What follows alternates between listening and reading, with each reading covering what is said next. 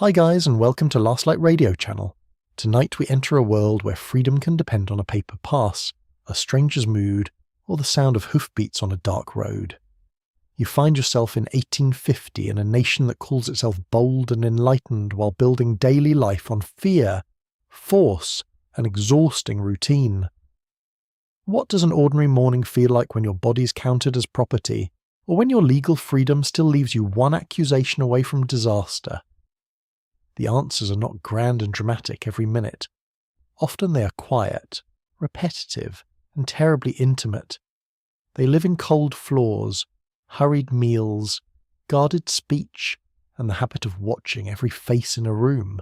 So, before you settle into the story, take a moment to like the video and subscribe. And while you are here, comment below with your location and local time. Now, dim the lights and let yourself step into the first pale moments of day, when the world is still grey, the air is damp, and survival begins again before the sun has fully risen. You wake before daylight has properly arrived. The room is dark, close, and cool. The air carries the scent of damp wood, old smoke, and wool that never fully dries. Beneath your hand, the blanket feels rough and thin, more practical than warm. Somewhere nearby, another sleeper turns over on a pallet stuffed with straw or scraps of corn husk, and the faint rustle sounds louder than it should in the half-silence. Outside, a rooster breaks the stillness. Then another answers. Soon the yard begins to speak in its own early language. A bucket knocks against a well. A hinge groans. Feet press over packed dirt. From farther off comes the lowing of cattle, the nervous shifting of mules, and the sharp bark of a dog who probably knows every person here by smell. Morning in 1850 does not drift in gently. It starts with obligation. You sit up slowly, feeling the chill bite your skin. For many black Americans in 1850, especially in the South, the day begins under control that is both public and deeply personal. If you are enslaved, another person claims legal ownership over your labour, your movement, and often the shape of your family life. If you are free, the risks change but do not disappear. Law, custom, and violence still crowd your waking hours. Freedom, in many places, remains fragile enough to fit inside a folded document. That is the first strange lesson of the morning. Paper matters. Paper says where you may go. Paper says who you are supposed to be. Paper can defend you for one moment and fail you in the next. In 1850, passes, certificates, bills of sale, and freedom papers can shape a life with frightening ease. A free black sailor, carpenter, washerwoman, or preacher may know this almost as sharply as someone held in slavery. You can carry proof in your pocket and still be treated as if your own word means nothing. So the day begins with caution. You dress in clothes made to last rather than impress. The shirt is coarse. The seams feel stiff against your shoulder. A dress may be plain homespun, faded from washing, patched at the elbows, and cut for labour rather than elegance. Shoes, when you have them, are precious and uncomfortable at once. They pinch, rub, and split. Children often go without them in warm months, their feet learning the ground the hard way. Nothing here is soft for long. Even the water has work to do. You wash quickly, if water is available, feeling the shock of its coldness against your face and wrists. Soap smells sharp and lie heavy. A comb drags through hair with slowed termination. Presentation matters, though not always in the way later generations might imagine. Order can be a discipline of self-respect. It can also be a necessary signal in a suspicious world that studies every detail for a reason to judge. You step outside into first light. Mist hangs low over the fields or along the road, depending on where you live. In towns and cities, dawn brings cartwheels, market calls, and the clatter of early commerce. In rural settlements, the world opens more slowly, with fence lines emerging from shadow and the horizon turning from iron grey to pale gold. The smell of earth rises damp and cool. Smoke from cook fires begins threading into the air. It stings a little, then settles into something almost comforting, because smoke means food may soon appear. Breakfast is usually simple, very simple. Cornmeal mush, cold leftovers, salt pork if supplies allow, molasses for sweetness when fortune smiles a little. In some places, sweet potatoes, rice, or buttermilk appear.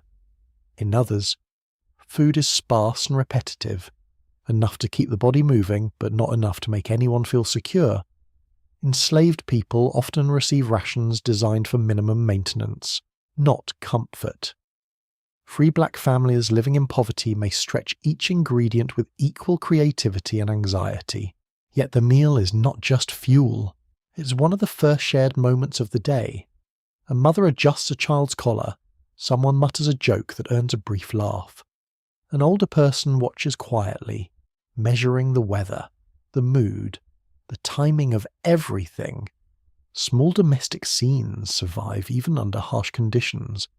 That matters. Life is never only the system pressing down, it is also the people beneath it, still making decisions, still choosing a tone of voice, still passing a bowl from hand to hand. In many enslaved quarters, cabins are built cheaply and repaired endlessly. Gaps in the boards admit wind, dust, and insects. Floors may be bare earth or simple planks. A chimney smokes when it should draw properly. The roof always seems to need something. Historians continue to debate how much variation existed from one plantation to another, because records kept by owners often describe housing more generously than the people living in it ever would have done. Owners like to imagine themselves humane. The cabins usually told a rougher truth. And then there is the matter of being seen. Morning is when supervision sharpens.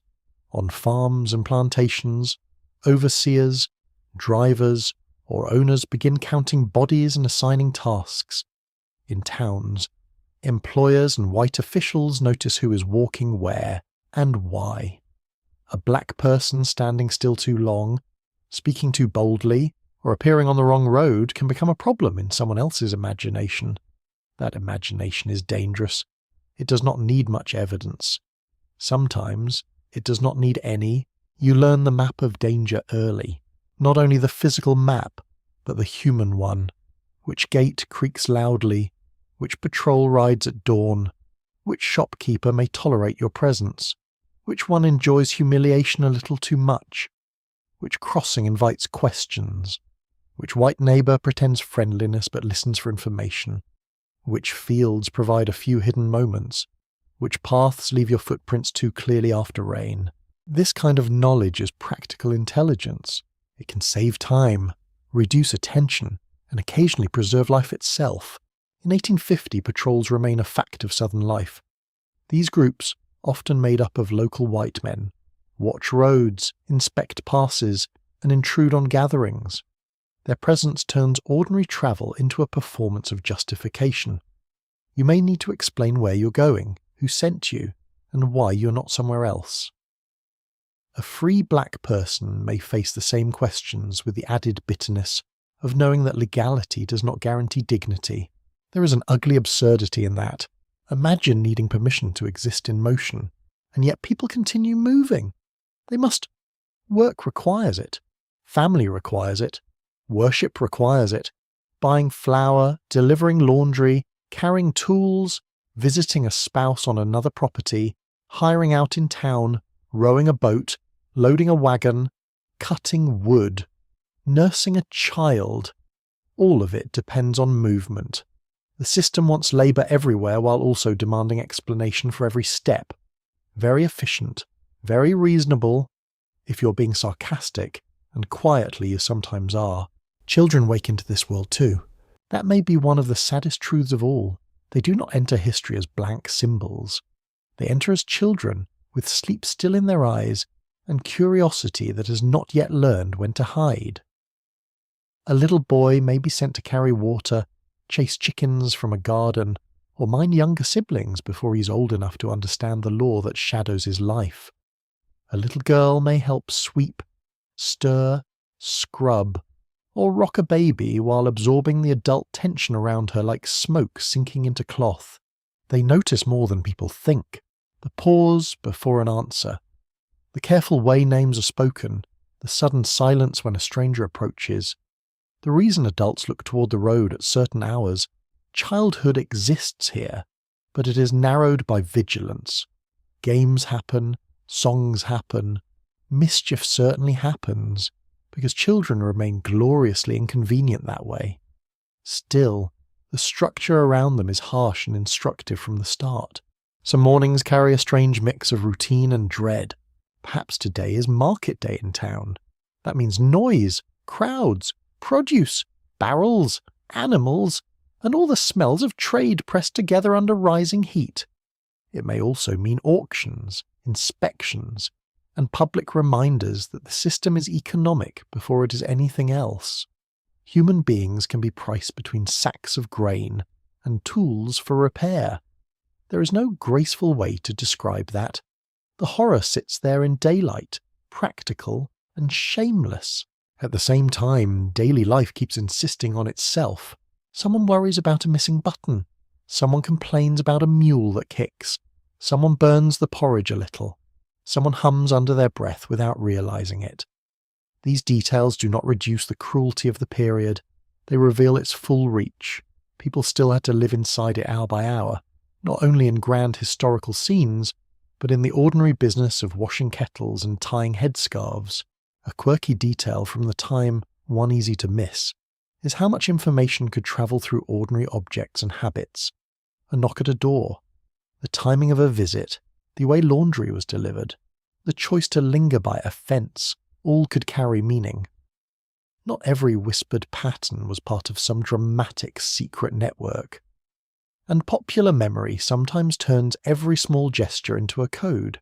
Still, people did develop subtle ways of signalling caution, trust, or news. Oppression teaches attention, often the quiet kind.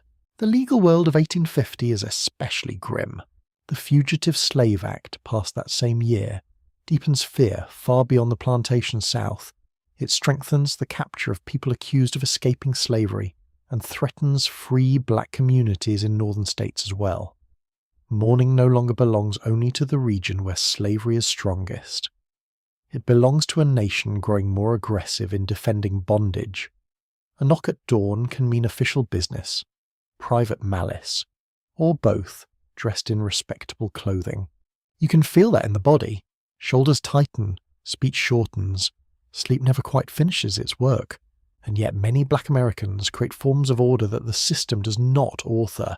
Hair is braided with care, gardens are tended in stolen moments, shoes are repaired, children are corrected gently when possible. Elders offer warnings that sound simple until you realize they are survival manuals. Wake early, carry proof, avoid that road, trust slowly, listen first, keep your dignity where no one can inventory it. That last part matters more than any owner would understand. The people living under this system are not passive figures waiting for history to rescue them. They think constantly, they evaluate risk, judge character, maintain relationships, negotiate labour, preserve memory, and imagine alternatives.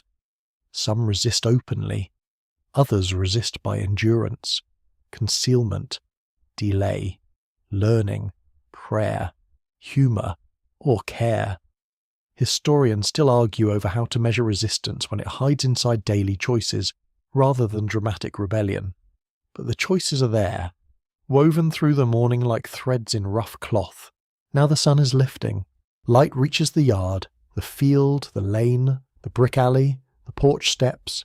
The chill begins to loosen. Birds start fussing in the trees with unreasonable confidence. Iron pots warm over fire. Voices gather strength. The day stands fully up, and with it comes the central fact of life for black Americans in 1850. The harsh system is never abstract. It lives in the body, the timetable, the road, the document, the doorway, and the glance. It can shape where you stand, how you speak, when you eat, whom you fear, and what future you dare to picture before breakfast. But it does not fully conquer the inner life, not even here, not even now. So you rise. You take the bowl, the bucket, the bundle, the tool. You step into morning with your senses awake and your caution already working. The smoke, the dew, the boards beneath your feet, the smell of earth and ash, the distant hoofbeats, the murmur of family, the watchfulness in every errand. All of it belongs to this hour. It is a hard beginning. It is also a human one. And the day, whether kind or cruel, has only just begun. The work begins as soon as the light is strong enough to judge by.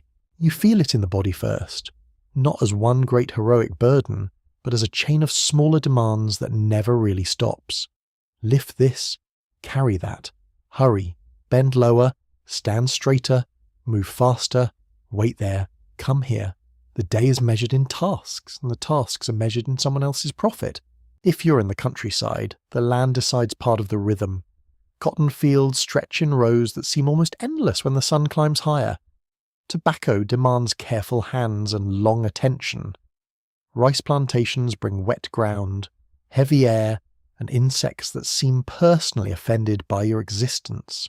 Sugar labour is especially feared in places where it dominates, because it can be punishing, hot, and relentless in a way that wears the body down with grim efficiency.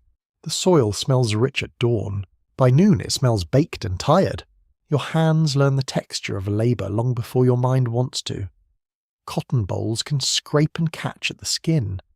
Tobacco leaves feel broad, damp, and sticky in the morning air. Hoes rub blisters into palms. Baskets pull on the shoulders. The muscles in your back begin their complaints early and continue with admirable consistency. Nobody asks whether your spine is in the mood. That would be too considerate if you are enslaved. Labour is extracted under surveillance. Sometimes the watcher is an overseer.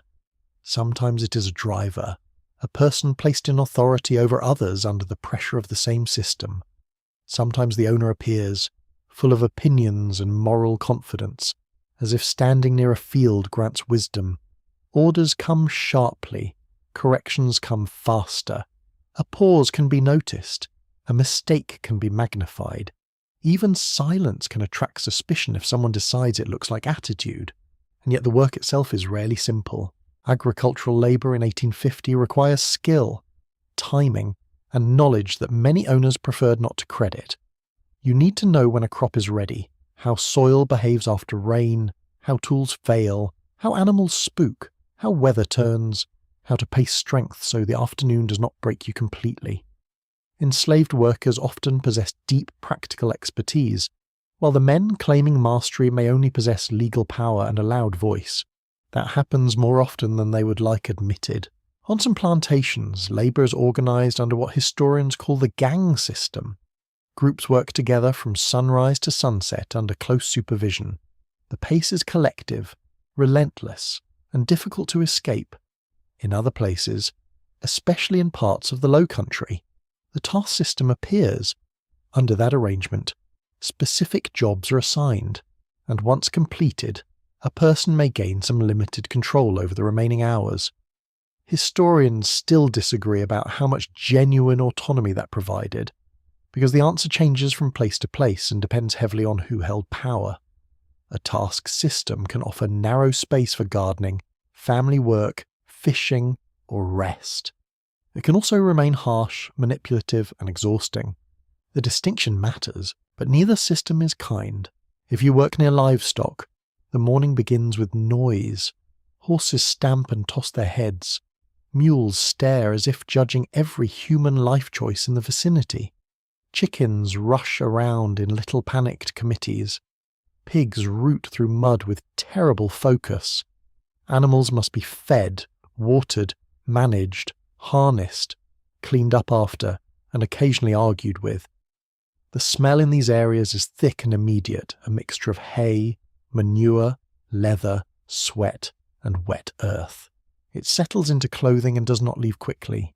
In towns and cities, labour takes different forms, though not gentler ones. You may work on the docks, where barrels, bales, crates, and ropes turn the waterfront into a theatre of strain. Ships arrive carrying goods from distant places, and every arrival means hauling, stacking, counting, and cursing under someone's breath. The air tastes of salt, tar, fish, and old wood.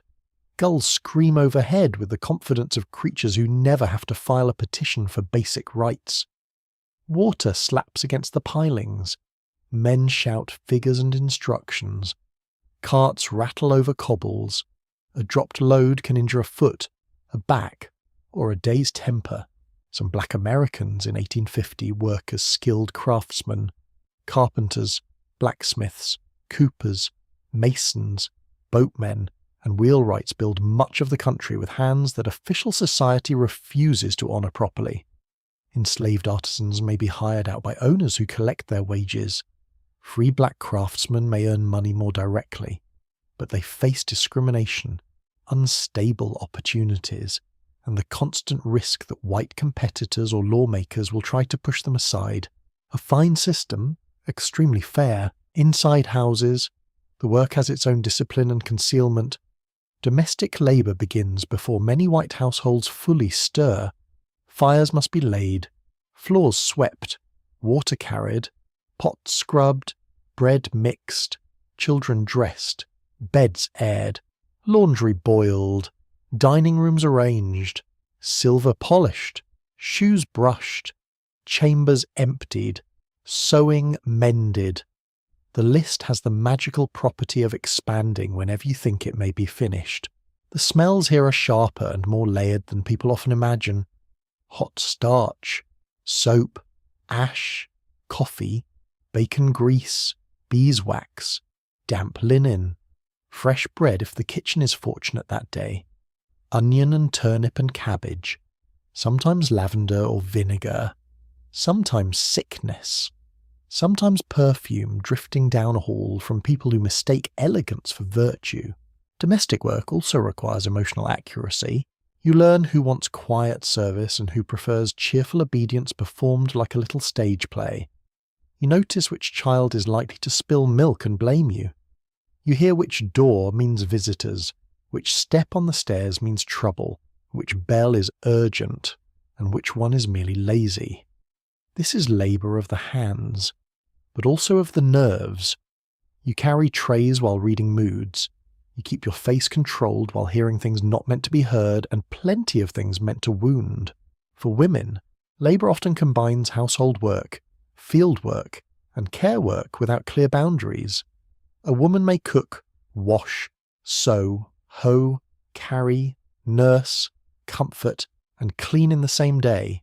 Pregnancy does not necessarily remove the demand for labour. Motherhood does not protect against it. Illness may lessen expectation only slightly, and sometimes not at all. The body is treated as if it should simply continue. Often it does. At a cost. Children work too. That's another plain truth. They begin with errands, bird scaring, water carrying, sweeping, shelling peas, minding younger children, or bringing meals to fields. As they grow older, the demands increase. Childhood is not absent, but it is interrupted by usefulness. A child is praised for strength earlier than any child should be. A small hand is noticed for what it can do economically, which is a bleak way to describe a human life, but an honest one. Not all labour is visible in public records. Some of the most important work happens in the margins, tending a tiny garden patch after the main workday, mending a shirt by firelight, gathering herbs, setting fish traps, braiding hair, repairing tools with whatever is available, carrying news between households without making it look like news. None of these acts sound grand in an official report, yet they help sustain households, preserve dignity, and stretch survival far beyond the rations or allowances people receive. There is a kind of intelligence in making almost nothing into enough. The lunch hour, if it appears at all, is brief and practical. Food might be cornbread, cold meat, beans, rice, or leftovers wrapped in cloth or carried in a pail. You eat quickly, the heat presses down, sweat cools and leaves salt on the skin. Dust settles at the ankles, insects continue their unreasonable campaign. Some people speak softly, some stay quiet to save energy. A joke may flash through the group and disappear just as fast. One bright thing in a hard day. Humour lives here more than outsiders expect. That is not because conditions are light. It is because people are alive. A teasing remark, a clever imitation, a glance that says more than a speech can. These can ease strain for a minute or two. Scholars of enslaved life often note that humour served many purposes. It built bonds, disguised criticism, relieved fear, and reminded people that the oppressor was not the full author of reality. Someone with power could command labour. Commanding genuine admiration was another matter entirely.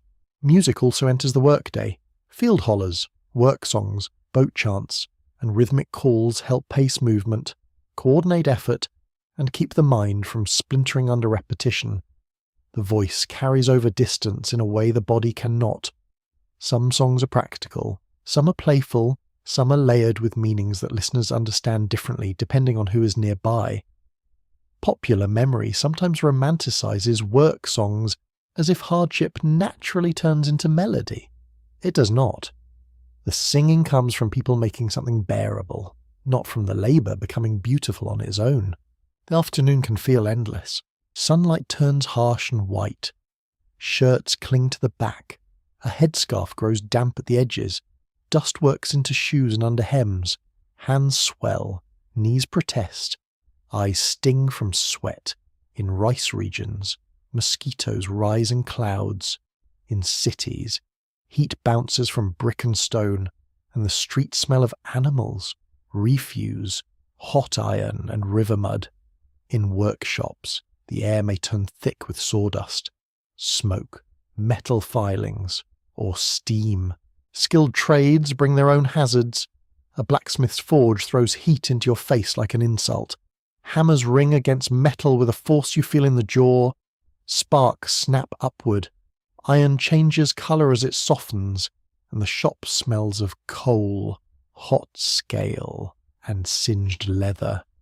A cooper shaping barrels works with curved staves, adzes, fire, and steady pressure. A carpenter measures, saws, and planes with precision that the final owner may never appreciate. A boatman contends with weather, current, and cargo while balancing danger and speed on the water. Many enslaved men hired out in towns must navigate a strange arrangement. Their labour is rented to another employer, sometimes by the day, month, or year. In some cases they handle money, negotiate tasks, or live apart from the owner for stretches of time. That can create narrow spaces for independence, but it also multiplies exposure to exploitation. You may answer to the renter, the owner, the police, and any white passerby who feels entitled to question you. So much supervision, and still the nation wonders why anyone might seem tired. Free black labourers face a different but connected injustice. You may be paid, but not fairly. You may secure a job, then lose it when white workers complain. You may build a reputation and still be barred from advancement. In northern cities, black workers often find themselves pushed into the least stable and most degrading jobs by discrimination that polite society pretends is natural. Washerwomen take in loads that wreck the hands. Porters carry everybody else's comfort. Labourers compete for irregular work at the edges of expanding markets. And then there is the fear of interruption, a sale, a debt, a death in the owner's family, a crop failure, a rumour, a legal shift, a beating that keeps someone from returning to work, a patrol inquiry, a sheriff's notice. Labour is not only exhausting because of the tasks, it is exhausting because stability is always uncertain. A person may master one routine only to have it shattered by someone else's decision. This insecurity shapes the mind as much as the muscles. You begin to think in layers. Finish the row, protect the hands, avoid notice, save the scrap, learn the route, watch the weather, remember the name, keep the child close, do not say too much, say enough, listen carefully, rest when possible. There is no single heroic gesture here. Survival is made of repeated calculations. A fringe detail from the period tells you something important about that intelligence. Some enslaved workers cultivated private garden plots and sold, or traded small surpluses when conditions allowed. Owners sometimes encouraged this because it reduced provisioning costs, which is a miserable reason to permit anything. But for the workers themselves, those plots could mean better food, tiny cash earnings, medicinal plants, and a precious sense of competence outside the direct rhythm of commanded labour. A row of beans or collards could become more than vegetables. It could become proof that skill belonged to the grower, not just to the one claiming ownership. As daylight softens, the work does not always end immediately. Tools must be gathered, animals settled, wagons unloaded, kitchens reset for evening, children found, washed, fed, or comforted, clothes rinsed, wood carried in. Even exhaustion has chores attached to it. By then the body feels used up, shoulders ache in a low, steady line. Fingers cramp when they finally stop gripping. Legs throb with the memory of standing, stooping, climbing, or walking mile after mile. The smell of sweat has dried into cloth. Dust sits in the crease of your elbow. A bruise you did not notice earlier begins making itself known. Hunger returns with rude confidence. Still, labour is not the whole story of the day, even when it tries very hard to be. Under the weight of that system, Black Americans in 1850 continue to think, judge, adapt, and create forms of value no ledger can fully catch. Skill is passed hand to hand. Endurance is learned but never celebrated as it ought to be, because no one should have needed this much of it. Care is tucked inside the cracks of the schedule. Pride survives in workmanship, in posture, in the refusal to let a task erase the self performing it. So when evening nears, what remains is not just the record of output, not just pounds picked, floors scrubbed, nails forged, barrels rolled, meals cooked, or boats unloaded. What remains is the fact that human beings did all this while carrying a burden the system could not count properly. They carried memory, fear, love, intelligence, and the stubborn inward knowledge that work done under coercion still involved hands and minds of real worth. The light lowers, voices change, tools quiet, smoke rises again, and in the slowing air, with the taste of salt still on your skin and the day sitting heavily in your bones, you understand something essential. The harshness of the system is visible in every task it commands. But so is the depth of the people forced to bear it. Love has to become practical very quickly. Not less tender, just more practical. In 1850, black families live under pressure that reaches straight into the home, the marriage bed, the cradle, and the cooking fire. The system does not simply demand labour. It interferes with affection, authority, naming, inheritance, discipline, and belonging. It can decide whether a mother sleeps near her child, whether a husband may visit his wife, whether siblings grow up together, and whether grandparents remain close enough to pass on memory face to face rather than by rumour. You feel this pressure in the smallest habits. A hand placed on a child's shoulder for 1 extra second. A glance between spouses that carries more than words can safely hold. The careful way names are spoken, especially family names. The decision to save a ribbon, a Bible page, a scrap of cloth, a wooden toy, or a recipe, because such things can anchor identity when the larger world is determined to scatter it. If you are enslaved, the law usually does not protect your family in the way white families expect. Marriage may be recognized by a community, blessed by a minister, or honored by the couple themselves, but that does not mean the union will be defended by the state. An owner may allow a ceremony and still treat the relationship as temporary when money, convenience, or resentment enters the picture. A sale can break a marriage apart in a single afternoon. A debt can send a child away before supper. That is the cold machinery underneath daily life. And still, people marry. They marry with witnesses, with songs, with prayer, with promises spoken in cabins, yards, woods, and quarters. Some ceremonies include jumping the broom, though historians continue to debate how widespread that custom truly was in every region and period. What matters more is the intention behind such moments. Couples sought public acknowledgement from the people whose recognition meant the most. Community could not stop every separation, but it could say clearly that love existed and deserved memory. The domestic world is built from repeated acts. You rise, wash, dress children, mend, sweep, settle arguments, stretch meals, soothe fevers, and plan around uncertainty.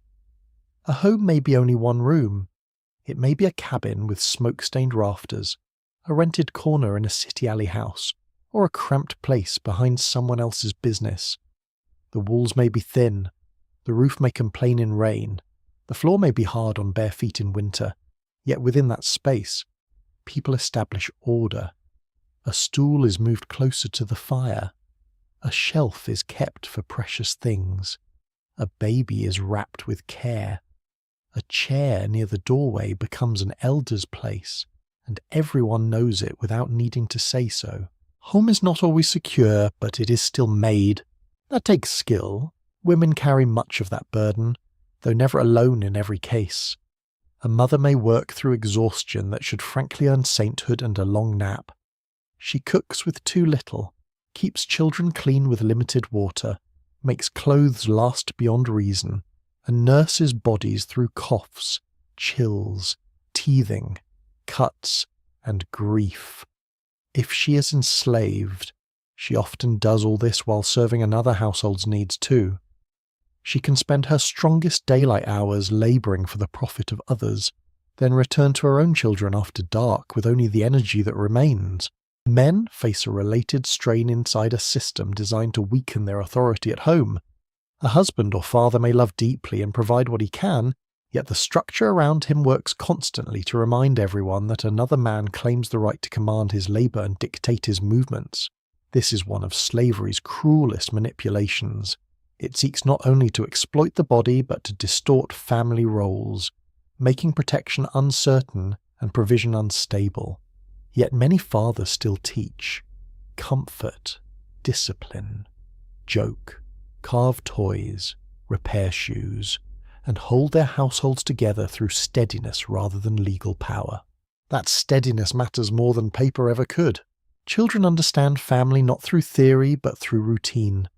They know who braids hair gently, who tells the best stories by the fire, who saves the last sweet bite, who can whistle birds down from a tree, or so claims with suspicious confidence, who sharpens a blade without wasting motion, who prays aloud when sickness comes, who keeps count of birthdays even when official records do not.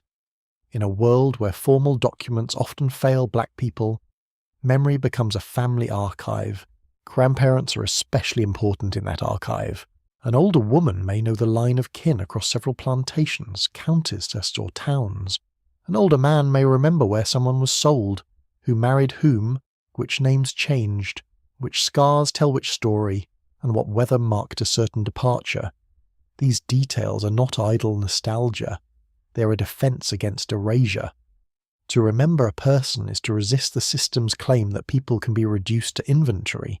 And yet separation is everywhere. Sometimes it arrives with warning, sometimes not. An owner dies and the estate is settled. Property is divided, which is a very neat phrase for something that rips families open. Creditors circle, executors make lists.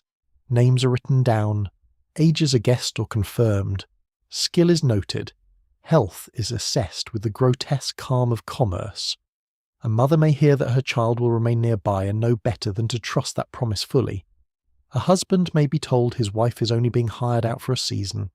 A sister may watch a wagon roll away until dust hides it. Even when sale does not occur, distance can still shape family life. Many enslaved marriages are what scholars sometimes call abroad marriages, meaning spouses live on different properties and see each other only when permitted. Imagine building tenderness around travel passes, moonlight visits, borrowed hours, and the mood of men on horseback. A husband may walk miles on Saturday night, arrive with sore feet and a hopeful face, and leave again before dawn on Sunday or Monday, and the joy is real. The arrangement is cruel. free black families also live with instability, though its form differs. In northern cities and border regions, families may be legally intact yet economically vulnerable. Wages are low, housing is crowded, and prejudice can close off trades or neighbourhoods. In the South, free black families often face registration rules, restrictive laws, and the constant threat that freedom papers may be questioned or ignored. After 1850, kidnapping fears sharpen in many places because accusations of fugitive status become more dangerous. A free mother may tuck documents away as carefully as she tucks in her children, paper by the bedside. A strange family heirloom. Parenting under such conditions requires both softness and warning. You do not want to teach fear too early, but the world insists. A child must learn when to lower the eyes, when to answer clearly, when not to wander, which roads are safer, and why some white adults are to be treated with caution no matter how sweet their first tone may sound. This is a hard education. It asks innocence to step aside before its time, yet joy keeps entering anyway. Children laugh over almost nothing, which is one of humanity's better features. They chase each other around stumps and laundry lines. They invent games from sticks, pebbles, rags, and astonishing confidence. A doll may be made from cloth scraps and become treasured beyond measure. A boy may carve a whistle from cane and play it as if he owns an orchestra. A girl may line up shells or seeds with serious artistic purpose. Adults watch and smile, even while worry stays in the room. That mixture is constant. Pride and fear, warmth and vigilance, laughter and the knowledge that the knock on the door could change everything. Some family bonds are chosen as much as inherited. The system's violence means that a child may be raised by an aunt, an older sibling, a grandmother, a neighbour, or a woman known simply as auntie, whether or not blood makes it literal. Kinship expands where needed. Community mothers and community fathers appear because survival requires more hands and more hearts than one household can sometimes provide. White observers often missed the sophistication of these networks and mistook adaptation for disorder. In truth, they were looking at resilience and failing to recognize it. Naming practices offer another window into this world. Children may be named for parents, grandparents, biblical figures, admired leaders, or lost kin.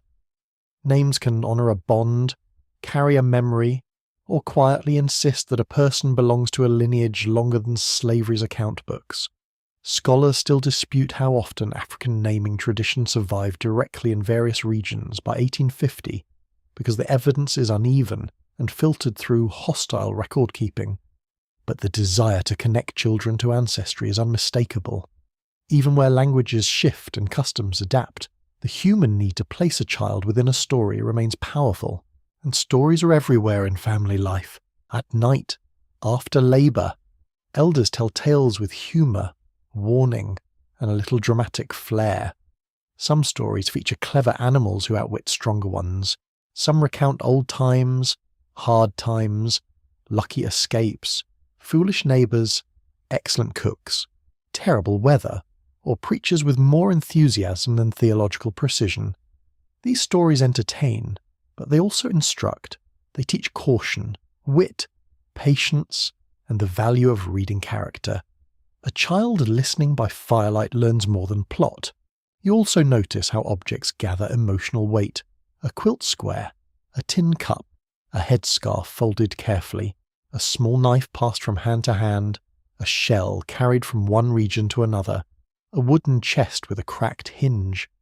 These are not luxury goods. They are anchors in unstable conditions. Even ordinary things can become proof that a family exists beyond the moment. A mother saving a piece of cloth for her daughter may be doing more than planning a dress. She may be planning continuity. Religion enters family life not only in church but in the home. A whispered prayer over a sleeping child, a hymn hummed while stirring the pot, a Bible verse remembered imperfectly but used sincerely. Faith can comfort grief, frame marriage, and make suffering feel witnessed by something larger than the plantation ledger or courthouse record. It can also shape discipline. Some parents teach obedience through scripture, Others emphasize justice, mercy, deliverance, and the divine worth of every soul. Often these teachings overlap in complicated ways. Illness reveals family tenderness with painful clarity. A fever turns the room hotter than the weather. A damp cloth is pressed to the forehead. Herbs are steeped. Someone sits up through the night listening to changes in breathing. A little child whimpers in sleep. The smell of vinegar, sweat, and smoke hangs heavily in the air. In places with little access to trained doctors or money for medicine, families depend on practical knowledge passed through generations. Midwives, healers, and experienced mothers carry great authority here. They know what tea may soothe, what root may help, what poultice draws, what signs are dangerous. Not every remedy works, but care itself has power. A fringe detail from family life in this era appears in the way some people used hair. Locks of hair could be kept as keepsakes, exchanged as tokens, or tucked away in memory bundles. Hair is intimate and lasting. It survives when other traces vanish. In a world of forced movement and interrupted mourning, even something as small as a braid clipping can become an heirloom of feeling. That sounds tiny until you imagine how little people were allowed to keep. Mourning is one of the hardest parts of family life to hold. Death comes through sickness, childbirth, exhaustion, accidents, and neglect. Enslaved families do not always have time or freedom to grieve fully. Funerals may be hurried or supervised, yet people gather when they can. They sing, they pray, they speak names. They mark the dead with whatever dignity the moment permits. To mourn together is to insist that a life was more than labour performed. Through all of this, family remains a place where identity is practiced daily. You learn how to speak to elders, how to carry yourself, how to cook certain foods, how to braid, wash, mend, joke, sing, pray, and remember. You learn which uncle exaggerates his fishing stories beyond all decency, which aunt can quiet any quarrel with a look, which grandmother has the gentlest lap and the sternest opinions, which cousin always appears hungry 5 minutes after supper. These details are ordinary and precious because they belong to a full human life. That fullness is what the harsh system can never quite destroy. It can wound families, separate them, weaken them, and burden them terribly. It can turn home into a fragile shelter against outside power. It can make every promise feel conditional. But within cabins, rented rooms, alley houses, and small yards, black families in 1850 still build worlds of meaning. They raise children with tenderness and caution. They honour marriages even when law refuses respect. They keep kin alive in memory when distance tries to erase them. They hold each other in grief, in laughter, in warning, and in hope. So when night settles and the room finally grows quiet, what remains is not only fatigue, it is the low breathing of children asleep, the warm scent of bodies close together, the rustle of a blanket pulled higher, the ember glow on the hearth, the murmur of two adults speaking softly in the dark, making plans with very little and making a family anyway. By the time you think about comfort, the day has already demanded too much. That is one of the quiet rules of life in 1850. Comfort comes last. If it comes at all, food, clothing, and shelter exist, of course, but rarely in a generous form. They are stitched together from shortages, patched through repetition, and defended by care that never quite gets enough credit. You live close to material things because material things can fail you so easily. A roof leaks, a shoe splits, a barrel empties, a blanket thins, a sack of meal runs low. Everything useful is watched closely, not because anyone enjoys household arithmetic, but because there is no room for carelessness. The house, if it can be called that without sounding too grand, announces its limits immediately. You notice the smell first. Wood smoke lives in the walls. Dampness rises from the floor after rain. Old ashes linger near the hearth. If the room is crowded, the air also carries wool, soap, skin, iron pots, and the faint sourness of clothes that are washed often but never seem fully free of labour. In rural areas, cabins for enslaved families are often built cheaply and repaired in small acts rather than comprehensive ones. Boards warp, gaps open, wind enters where it pleases. A corner always seems colder than the rest. In winter, the chill slips under the door and settles around the ankles like it pays rent. In summer, the room turns close and still. Heat gathers under the roof. Mosquitoes whine near the ear with insulting persistence. The bed rope sags a little. A child kicks off a covering in sleep. The window, if there is one worth mentioning, admits some air and plenty of insects. Smoke from the cooking fire clings to everything. You can wipe a shelf and find it dusty again by evening. You can air out a blanket and still catch the smell of last week's rain. Yet people work hard to make such places livable. That matters. A swept floor changes the mood of a room. A folded quilt, even a faded one, gives orders to the bed. A pot scrubbed clean shines in low light with surprising dignity.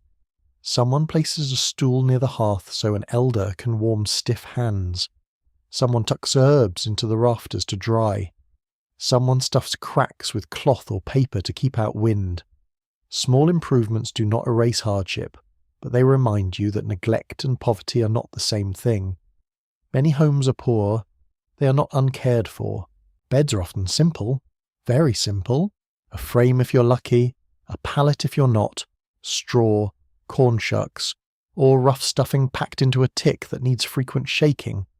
Blankets are precious, especially in cold weather. They itch, they scratch, they smell faintly of storage and smoke. Still, when night drops its temperature, a rough blanket feels a great deal like mercy. Children sleep side by side for warmth. Adults sleep lightly. The body never quite forgets the hardness beneath it. Furniture tends to be practical rather than decorative. A table that wobbles but still stands. A chest that holds clothes, keepsakes or meal. Pegs on a wall for hanging garments.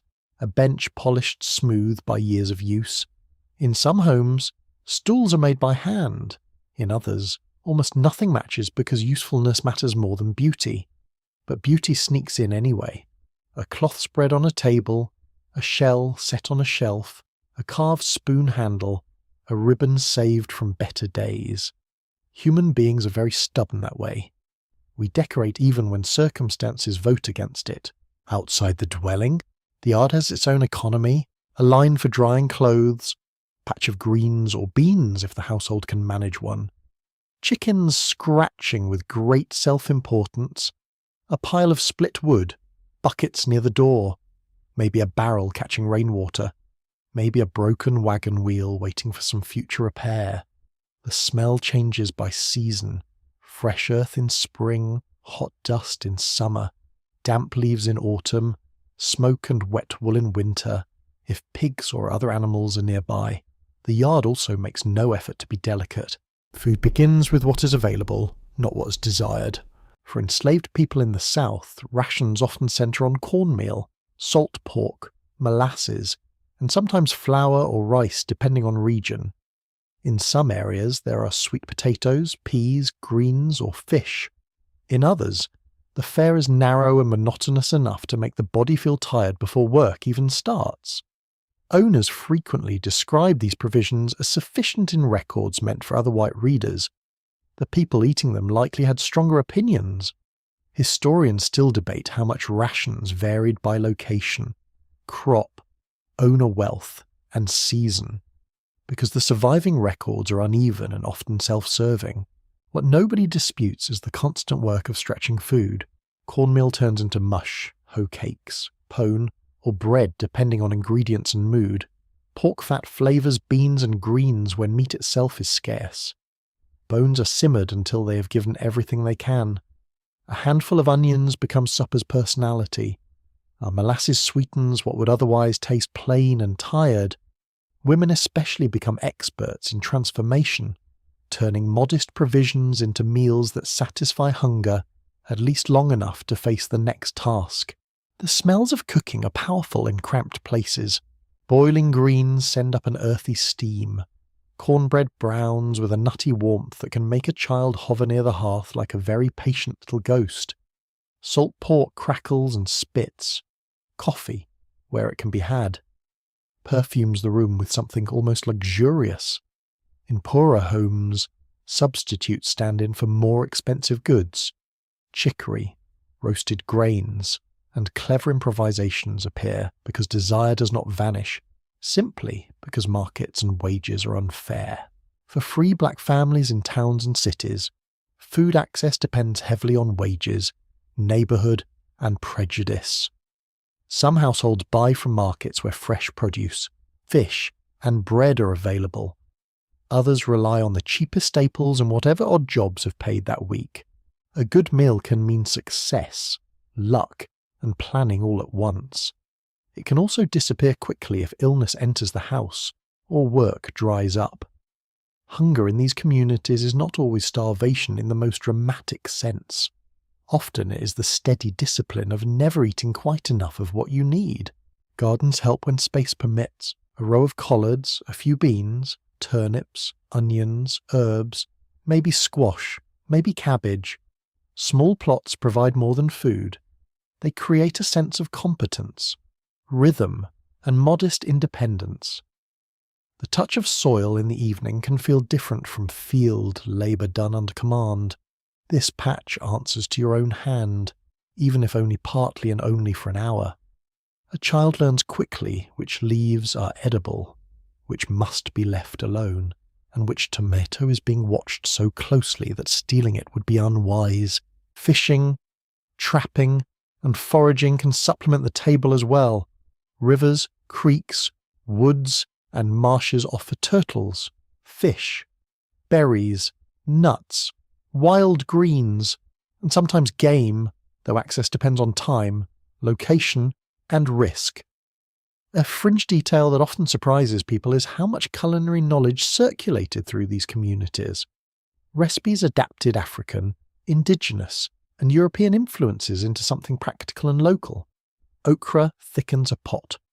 Rice meets greens. Ash cakes cook in coals. Pepper, vinegar, onion, and smoked meat create flavours far richer than the ration list alone would suggest. Clothing tells its own story of economy and endurance. Fabric is expensive. Time is expensive. Laundry is hard. Yet clothing must serve labour, weather, modesty, and public appearance all at once. Enslaved adults often receive coarse garments once or twice a year, with rough shoes or none depending on age and season. Children may wear little in warm weather and patched hand-me-downs when cold arrives. The cloth is sturdy but uncomfortable, often made for utility rather than fit. Seams rub, sleeves pull, waistbands sit awkwardly. A wet garment can stay damp for hours and feel miserable the entire time. Women's dresses are commonly plain, durable, and cut for movement. Headscarves protect hair, manage sweat, and offer a bit of personal style in the bargain. Men's shirts and trousers wear thin at elbows, knees, and seat long before anyone is ready to part with them. Jackets are valuable in cold months and often too few. Socks, if present, deserve a small speech of gratitude. Shoes are repaired until repair itself looks exhausted. Soles are patched, laces replaced. Leather is greased and coaxed through one more season by hope and stubbornness. Washing clothes is a task all by itself. Water must be hauled, fires built, soap prepared or bought, garments boiled, scrubbed, rinsed, wrung and hung. Hands crack from lye and cold water. Steam rises around the body in hot weather and feels almost insulting. In winter, the work becomes even crueler. Wet fingers ache. Cloth freezes stiff on the line. You bring garments in smelling of clean air and sharp cold, then warm them again by the fire. Laundry may not be glamorous, but it is one of the household labours that quietly keeps dignity visible. And people do care about appearance. Not vanity exactly, respectability, self-command, a clean collar, a neatly tied scarf, a hem repaired carefully, hair arranged with intention. These things matter in black communities because they express personhood in a society eager to deny it. For free black Americans especially, dress can signal seriousness, trade skill, church standing, or family pride.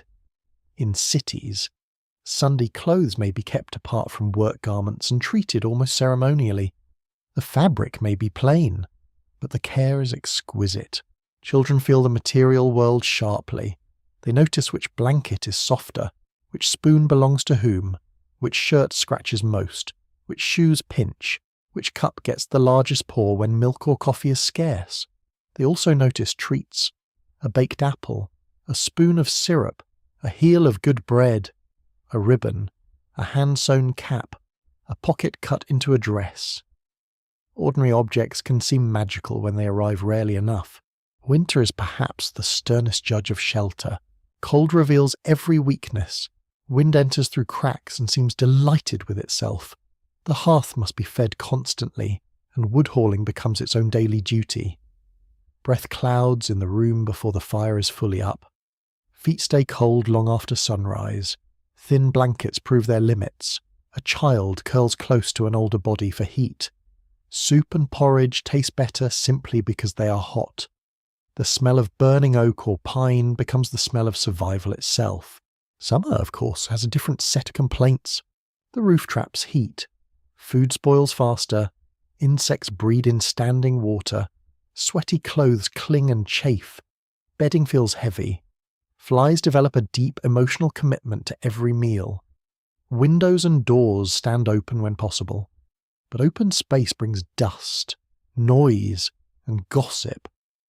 You hear neighbours arguing, babies crying, someone singing while stirring a pot, a dog barking at nothing useful, and chickens conducting business with unreasonable confidence under the steps. Still, there can be pleasure in the evening air. A breeze moves at last. Damp laundry cools. Someone slices melon. Someone shells peas into a pan with a soft tapping rhythm. Children sit on a step and lean against each other, suddenly too tired for chaos. Adults talk in low voices while the smell of night flowers, smoke, and earth rises around the yard. Hard lives do not eliminate gentle moments. They only make them more noticeable. Shelter in free black neighbourhoods varies widely. Some families rent rooms in crowded alley dwellings or back courts where sanitation is poor and landlords indifferent. Others manage small houses of their own through years of labour and sacrifice. Property ownership among free black people, where achieved, carries great significance. A D can mean more than security. It can mean a fixed point in an unstable world. Yet ownership never fully protects against racist laws, hostile neighbours, or economic shocks. A house can be yours on paper and still feel vulnerable in practice. There is also the matter of keeping a home presentable for guests, kin, church visitors, or mutual aid societies. Black community life in 1850 often depends on hospitality. Someone takes in a relative, someone hosts a prayer gathering, someone receives a traveller, a widow, a sick neighbour, or a man seeking work. This means a room must do several jobs at once: sleeping place, kitchen, nursery, sick room, social room, prayer space. The furniture does not complain, but it has reason to. One scholarly uncertainty concerns how outsiders have described these domestic spaces over time. Some older accounts emphasize misery so completely that they left little room for skill, taste, and adaptation. Other accounts, often from enslavers, softened conditions to protect their own self-image. The truth usually sits where real life tends to sit, in the difficult middle. Housing and food were often harshly inadequate. At the same time, the people living within those limits shaped their surroundings with labour, memory, and aesthetic judgment. That distinction is important. Hardship was imposed. Order was created. A room becomes a home because people insist on making it one, so the evening meal is served, however humble. Bowls pass from hand to hand. Steam lifts into lamplight. A spoon taps the rim of crockery. A child blows on something too hot and is told to wait, which naturally changes nothing. Clothes drying by the fire release the smell of soap and smoke. The floor creaks under tired steps. The wall catches the orange pulse of embers. Someone reaches for one more piece of bread. Someone quietly saves a portion for later, because tomorrow is already making demands. That is life at the level of material survival, not grand houses or elegant spreads, but patched cloth, boiled meal, narrow beds, repaired roofs, and hands that keep every object useful beyond what seemed possible. Black Americans in 1850 are forced to live within structures designed to deny ease. Yet within those structures they build warmth, stretch flavour, preserve cleanliness, and make shelter carry emotional weight. A cabin, a room, a rented house, a corner by the hearth. None of these are luxurious. Still, they hold the sounds of family, the smell of supper, the touch of a blanket laid over sleeping shoulders, and the stubborn proof that human care survives even where generosity does not. Night changes the texture of everything. The air cools a little, the ground softens underfoot. Sounds travel farther than they do in daylight, and that alone can make a person more careful. A cough from one cabin, a door closing 2 houses away, crickets taking over the world with remarkable confidence, the distant bark of a dog, the low creak of wagon wheels on a road you cannot quite see. Darkness does not erase danger in 1850. In some ways, it sharpens it, but it also creates a different kind of room for the spirit. This is where faith often steps forward, not always in grand public ways, not always in neat rows and polished pews. Sometimes faith comes quietly, with a bowed head over a small table. Sometimes it comes as a hymn carried in a low voice so it does not travel too far. Sometimes it comes in a prayer spoken after the children are asleep, when the fire has burned down and only the red eye of an ember lights the floorboards. Religion in black life is not merely a Sunday matter. It is woven through grief, fear, endurance, illness, marriage, work, and memory. You feel that in the body before you explain it in words. A shoulder unclenches during prayer. Breath slows. The room, still poor and narrow, seems briefly larger. The smell of smoke and old wood remains the same, but the atmosphere changes. Someone says Lord in a voice so soft it almost disappears, and somehow that whisper carries more weight than a shout in broad daylight. Faith does not remove hardship. It gives hardship a language, and sometimes a reply.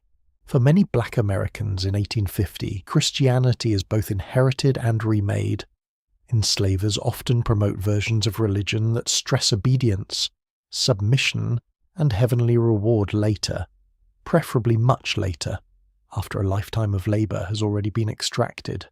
White ministers and owners may quote scripture with suspicious enthusiasm whenever it supports order.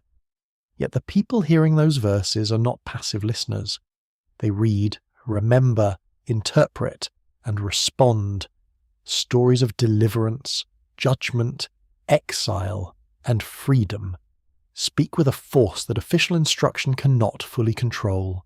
Moses becomes very interesting under such conditions. So does Exodus. So do Daniel. The lions. The valley of dry bones. And every line that suggests God notices the oppressed. Biblical language offers more than comfort. It offers pattern. It says suffering is not proof of worthlessness. It says tyrants are not always as permanent as they appear. It says the mighty can be answered. You can understand why certain passages would acquire deep significance when daily life is arranged by force and watched by men who believe power confirms virtue. Church life itself varies enormously by place. In some towns and cities, free black congregations have their own meeting houses, ministers, and mutual aid traditions.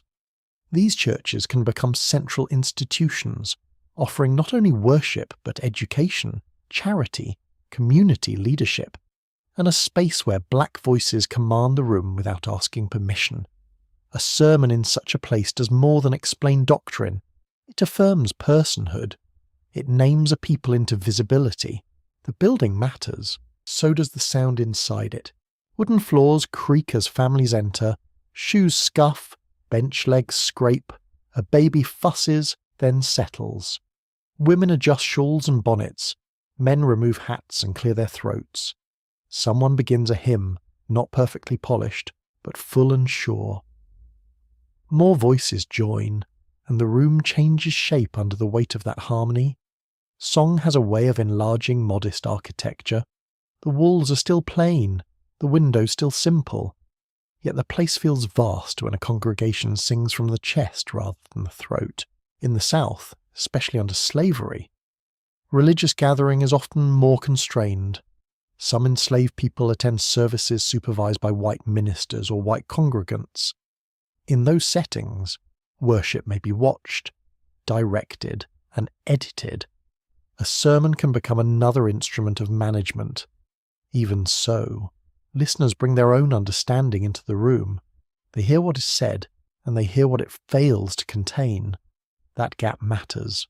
Then there are the informal meetings, the whispered meetings, the ones held away from official eyes when possible, in the woods, near a brush arbour, in a cabin with blankets over the cracks, in some tucked-away place where a person can speak more freely. These gatherings are remembered in later accounts with a mixture of reverence and longing. Scholars still argue over how common they were in every region, and how much later memory has shaped the image, because evidence is scattered and conditions varied.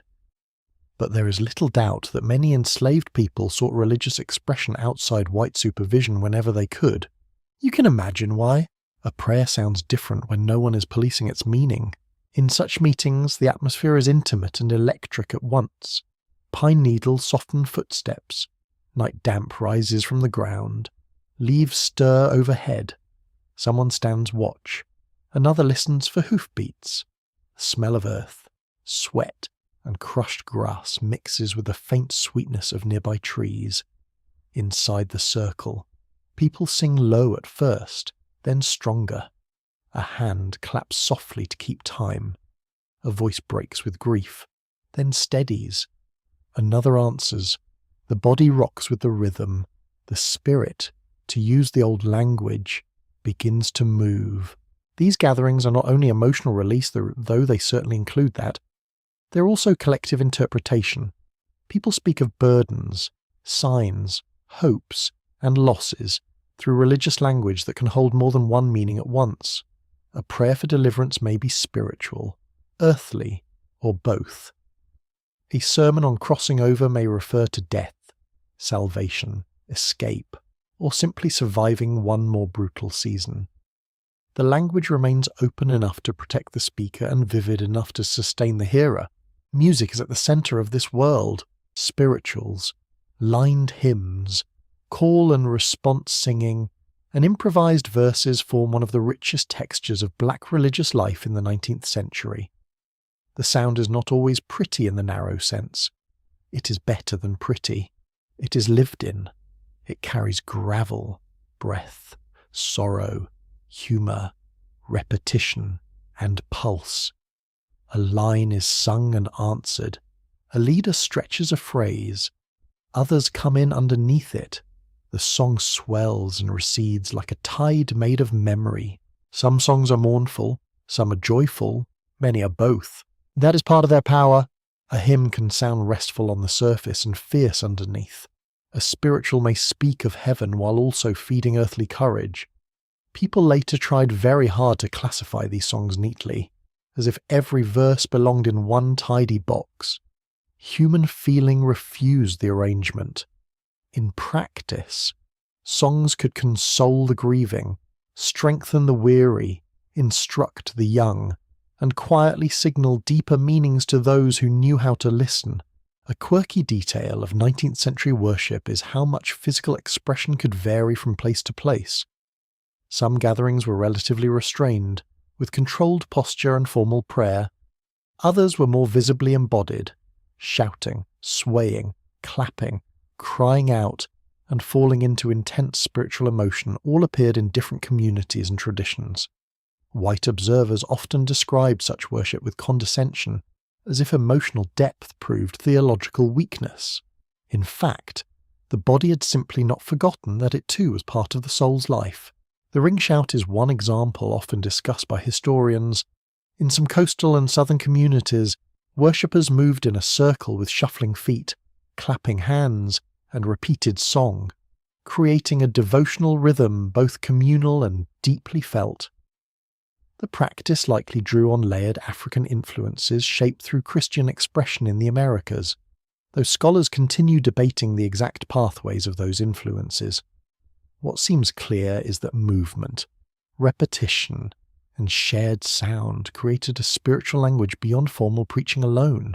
You do not need a printed order of service for that.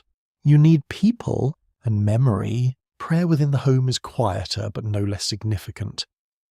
A mother kneels by a bed, her dress hem brushing the floor. A father murmurs thanks over a meal that is humble enough to make gratitude feel like labour itself. Children are taught to fold hands, close eyes, and speak carefully, though some peek anyway because curiosity does not disappear in holy moments. A grandmother recites verses partly from scripture and partly from long habit, the words flowing together so naturally that no one interrupts to sort them. Faith also travels through healing practices. A sick child may receive both herbal tea and prayer. A woman in childbirth may be supported by experienced hands, whispered scripture, and practical remedies all at once.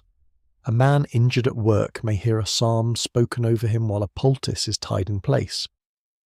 The separation between spiritual care and bodily care is often less rigid than later readers expect. In hard circumstances, people use every resource they trust. Trust is essential because official institutions rarely deserve it. A white doctor may not come. A magistrate may not care. A law may actively threaten the household. Under such conditions, the church and the prayer circle do more than save souls in a distant sense. They provide mutual aid, information, burial support, moral language, and a structure for endurance. In free black communities, church societies often help widows, raise funds, care for the sick, and organise schooling. The sanctuary is also a practical headquarters. Though its practical work is inseparable from its sacred calling, preachers occupy a complicated role. Some are formally trained, some are self-taught, some are brilliant, some are long-winded in ways that would test the patience of angels. A gifted black preacher in 1850 may possess strong biblical memory, emotional range, and the ability to speak in layers, saying enough to inspire while avoiding language that might invite immediate punishment. That is a difficult art. It requires theology, courage, and a fine sense of the room. The room always matters. Who is present? Who is listening? Who may repeat your words later? Who needs comfort? Who needs warning? Who has buried a child this week? Who is planning a marriage? Who has been sold away from family? Who is pretending to be stronger than they feel? A sermon that meets such a room honestly becomes more than speech. It becomes shelter built from sound. Children absorb religious life even when adults think they are distracted. They remember the rhythm of hymns, the smell of crowded worship, the tremble in an elder's voice during prayer, the excitement of dressing for Sunday, the strict look that means sit still, and the relief when at last they can move again outdoors. They also remember stories: Jonah, Joseph, David, Ruth, stories of hunger, danger, courage, wandering, reunion. These stories lodge in the imagination because they echo the world around them. Night worship carries a special tenderness. Oil light flickers. Shadows move on the wall. A page turns with a dry whisper. The room smells of lamp smoke, pine, and warm bodies close together. Outside, the dark presses against the house or the trees. But inside there is song. Even when the voices are tired, they gather strength from one another. You hear the roughness left by a hard day. Yet the singing does not hide that roughness. It uses it. Faith in this setting is not polished silver. It is worn wood, steady flame, and the sound of people refusing to let despair speak the last word.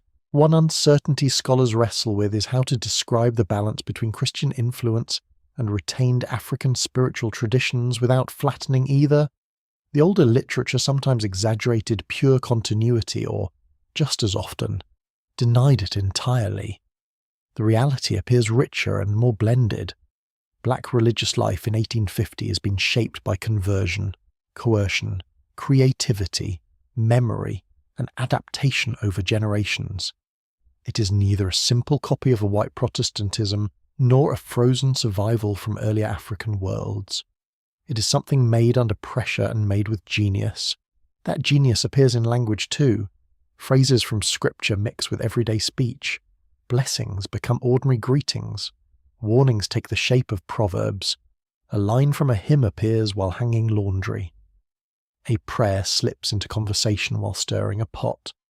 The sacred does not wait politely for church hours. It enters the yard, the road, the sickbed, and the field. It also enters sorrow, especially sorrow that has no legal remedy.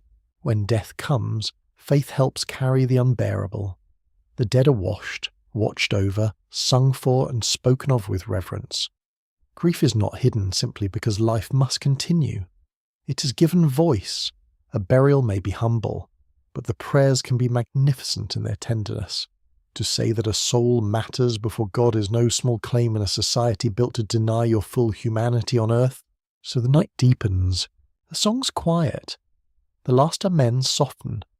Someone places a hand on another's shoulder before leaving. Someone lingers at the doorway, reluctant to step back into ordinary fear.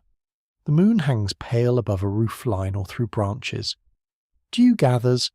Crickets continue their endless little sermon. One by one, people return to beds, pallets, cabins, rented rooms, and corners near the hearth. The hard world has not disappeared. The law is still there. The labour is still there. The losses are still there. But faith has done something important. It has gathered scattered feeling into shared meaning. It has reminded the weary that suffering is witnessed, that memory is holy work, that song can carry what speech alone cannot, and that even in a harsh system the inner life remains alive. In the hush that follows prayer, with smoke fading upward and the room settling into rest, you understand why these night gatherings mattered so much. They offered refuge, dignity, and a form of freedom that could be whispered, sung, and believed even when almost everything else was under watch. Freedom can exist on paper and still feel terribly uncertain in the hand. That is one of the bitterest truths of black life in 1850. If you are free, you're not enslaved, and that distinction matters profoundly. It shapes where you may live, what wages you may earn, whether your children are legally owned by another person, and how you imagine the future. Yet freedom for black Americans in this period is rarely simple peace. It is guarded, questioned, restricted, and sometimes stolen. You may wake with legal status that should protect you and still move through the day as though danger knows your name. You carry proof because you must, a folded certificate, a worn document, a record of manumission, a sailor's paper, a registration kept dry and safe if at all possible. The paper may be tucked inside a coat, hidden in a chest, or wrapped in cloth at home like something sacred and terribly fragile. You check for it the way later people might check for house keys.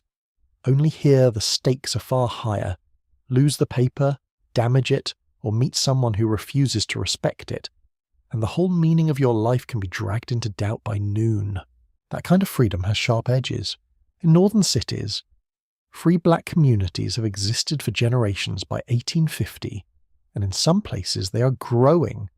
You find labourers, cooks, washerwomen, teachers, preachers, barbers, seamen, craftsmen, and entrepreneurs building lives with patience and strain. Churches stand as community anchors. Mutual aid societies gather funds for burials, sickness, and relief. Newspapers and meeting halls carry arguments about rights, citizenship, colonization, abolition, and education. There is energy here, intelligence as ambition, pride. There is also exclusion at nearly every turn. A street can be legally open to you and socially hostile. A job can be posted and then quietly denied. A public building can admit your labour while rejecting your dignity. In some northern states, black men have voting rights. In others, they do not, or they face property requirements and barriers designed to keep political power thin. Schools may be segregated, inferior, or simply unavailable. Streetcars, inns, theatres, and lecture halls can all become scenes of insult. Freedom does not spare you humiliation.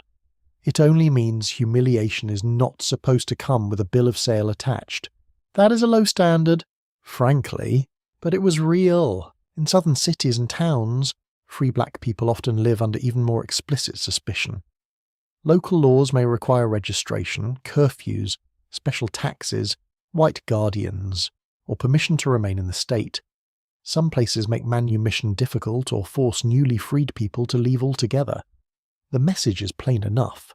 White authorities are willing to tolerate free black labour when useful, but not free black independence when it seems too visible. A man may own tools, rent a room, and support a family, yet still be treated as a legal inconvenience. Women live this tension in distinct ways. A free black washerwoman, seamstress, or domestic worker may earn money and run a household with impressive discipline, but she must navigate employers who assume intimacy with her boundaries, officials who question her status, and neighbours ready to report the smallest deviation from local expectations. Respectability becomes a form of armour. Dress neatly, speak carefully, carry documents, avoid the wrong company. Be visible enough to be legitimate and invisible enough to avoid envy. It is a dreadful balancing act. Children grow up inside it too. A free black child may learn letters, chores, prayers, and manners in a household that cherishes liberty, yet that same child learns quickly that liberty has conditions attached. Do not wander. Answer politely. Stay near known streets. Tell your mother if someone asks too many questions. Do not lose sight of the paper if you're carrying one for an adult. Even play can be edged by watchfulness. The city may offer markets, church events, apprenticeships, and crowds. It also offers strangers.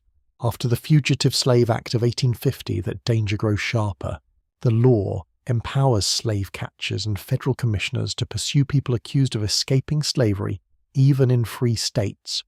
It does not require the accused to testify on their own behalf in the ordinary way one might hope. It creates financial incentives that many black Americans rightly see as ominous. Most chilling of all, it makes every free black person in the North newly vulnerable to accusation. A person can be seized first and sorted out later, which is a fine recipe for injustice if injustice happens to be your national specialty. The knock at the door sounds different after such a law, so do footsteps on the stairs. Free black communities respond with urgency. Vigilance committees organise in some cities. Churches and abolitionist networks share warnings, raise funds, and plan defences. Families keep documents closer. Men who once travelled more freely may begin choosing routes with greater care. Women watch the street from windows with attention that settles between the shoulders. Parents look at sons nearly grown and understand that height, strength, and youth, admirable in most worlds, may attract dangerous attention in this one. Kidnapping is not a distant rumour. It is a genuine terror. Free black people have long faced the risk of being abducted and sold into slavery, especially children, sailors, labourers, and anyone far from strong community ties. The domestic slave trade and the profits attached to human capture create opportunities for criminals and respectable men who look criminal only when the light hits their consciences properly. A person can vanish from a dock, a roadside, a market town, or a city lane. Families know this. They speak names with worry. They ask around. They wait for letters that may never come. And yet free black communities are not merely frightened populations huddling in corners. They are active, inventive, and socially rich. Walk through a black neighborhood in Philadelphia, Boston, New York, Baltimore, Cincinnati, or New Orleans, and you find institutions taking shape under pressure. There are churches with packed pews and powerful choirs, small businesses with loyal customers, boarding houses, benefit societies, reading rooms, conventions where black leaders debate strategy with fierce intelligence, the smell of bread from a bakery, the scrape of a chair in a schoolroom, the clatter of crockery in a dining room where a family has made a respectable living through long discipline. That kind of life takes work, a great deal of it, property ownership, where achieved, becomes especially meaningful. A house or shop means more than comfort. It means rootedness, evidence, a claim to place. A deed cannot end racism, but it can anchor a family in a neighborhood and create something that feels like future. Free black artisans, barbers, caterers, and shopkeepers sometimes build reputations impressive enough to force white neighbors into the awkward position of needing people they refuse to treat as equals. History offers many such scenes. The service is admired, the person performing it less so. There is gentle sarcasm in that arrangement. Not especially gentle, perhaps. Still, money can provide some room to maneuver. A stable income might pay school fees, support church work, purchase better clothing, or help a neighbour in distress. Mutual aid matters enormously because official safety nets are weak or hostile. When illness strikes, when rent comes due, when a death leaves children vulnerable, free black communities often rely on collective care. A society pays burial expenses, a congregation collects pennies and dollars, a woman takes in sewing for a widow, a man finds work for a young cousin newly arrived from another city. Freedom here is social, not merely individual. It survives through networks. The emotional atmosphere of this life is complicated. Pride and anxiety sit at the same table. You may feel satisfaction in your labour, your home, your marriage, and your church membership, while also knowing that any encounter with police, hostile employers, or kidnappers could tear through the fabric you have so carefully maintained. Imagine polishing your boots for Sunday, while also rehearsing what you would say if someone challenged your right to walk down the street. Imagine teaching your daughter her letters while making sure she knows her full name and where to run if frightened. That is what freedom asks here, not ease, vigilance. A curious detail from the period appears in the culture of dress among free black communities. Clothing is not merely practical or vain. It is political in a quiet, daily sense. A well-tailored coat, a clean collar, polished shoes, a proper bonnet, gloves saved for church. These can signal discipline, self-possession, and refusal. White observers sometimes mock such efforts as pretension, which tells you more about white insecurity than black aspiration. To dress well in a society built on racial contempt is to insist that your body belongs in public with dignity. Free black seamen face a particularly strange set of conditions. They travel, earn wages, and move through port cities with a horizon wider than many inland workers can imagine. They also face detention laws in some southern ports, where authorities fear the influence of black sailors arriving with stories, ideas, and proof that movement itself is possible. A sailor may know the smell of salt wind, tar, wet rope, and distant harbours better than the smell of any stable hometown. He may carry news from the Caribbean or New England and still find himself jailed simply for docking in the wrong place. Mobility can look like freedom from afar. Up close, it often comes with chains of another kind. Intellectual life grows in these communities too. Black newspapers circulate arguments and announcements. Public lectures draw listeners eager for politics, religion, science, and reform. Debating societies form. Ministers publish sermons. Teachers run schools in rooms too small for the number of children pressing in. A boy copies letters by lamplight. A girl recites geography with serious concentration. Adults discuss emigration, anti-slavery strategy, legal cases, and the future of citizenship. You begin to see that free black life in 1850 is not merely about survival within hostile conditions. It is also about thought, ambition, planning. That planning is not always unified. Some advocate staying and fighting for rights within the United States. Some support emigration to Canada, Haiti, Liberia, or elsewhere. Some trust white abolitionist allies cautiously. Others regard them with reasoned skepticism. Historians continue to debate how representative particular speeches and conventions were of the broader free black population, because written records often preserve elite voices more clearly than working class ones. But there is no doubt that political disagreement existed. These were communities of living minds, not a single chorus. Religion remains central here as well, though often in ways tied closely to civic life. A church basement or meeting room may host prayer one evening and strategy the next. Ministers become moral authorities, community advocates, and sometimes exasperatingly long speakers. Choirs raise money. Women's groups visit the sick and organize supplies. A church anniversary can feel like celebration, declaration, and family reunion at once. The smell of lamp oil, pressed cloth, hymn books, and crowded wooden pews becomes part of the memory of collective strength. Fear never disappears entirely. It enters on ordinary feet. A strange man asking where you were born. An officer too interested in your papers. A newspaper report of a seizure in another city. A rumour that slave catchers are nearby. A child home late from errands. A friend who did not return from work at the expected hour. In such moments the whole neighbourhood seems to listen. Windows lift, doors open, questions pass from stoop to stoop. News moves quickly because it has to. People know that law can be weaponised, and that innocence is not always considered relevant. Yet there are pleasures that deserve notice. A family dinner after wages have been paid, a wedding in good clothes, a school exhibition where children read aloud and make adults glow with pride. A summer evening in a crowded yard full of talk, pie, and teasing.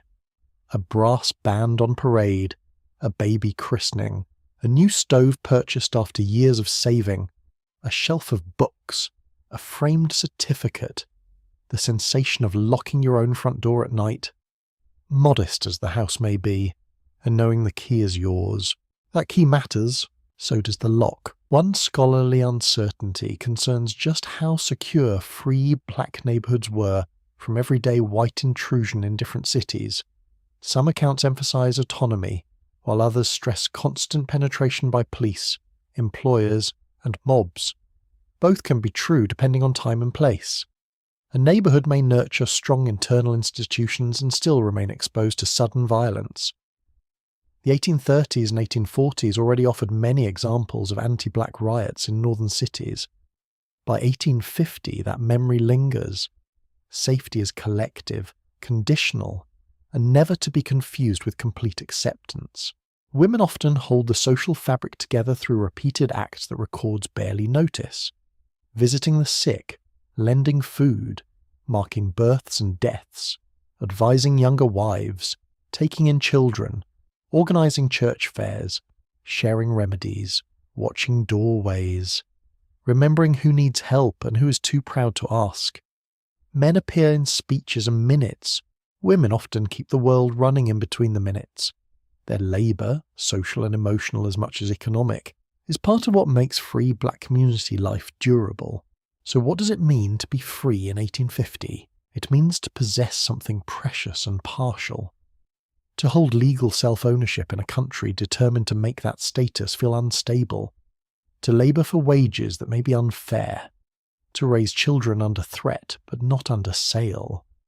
To claim marriage, property, worship, and education while knowing each can be challenged. To move through streets with your back straight and your documents close. To build institutions sturdy enough to outlast insult. To belong to a people who make community out of caution and dignity out of daily repetition. By evening, the paper goes back into its place.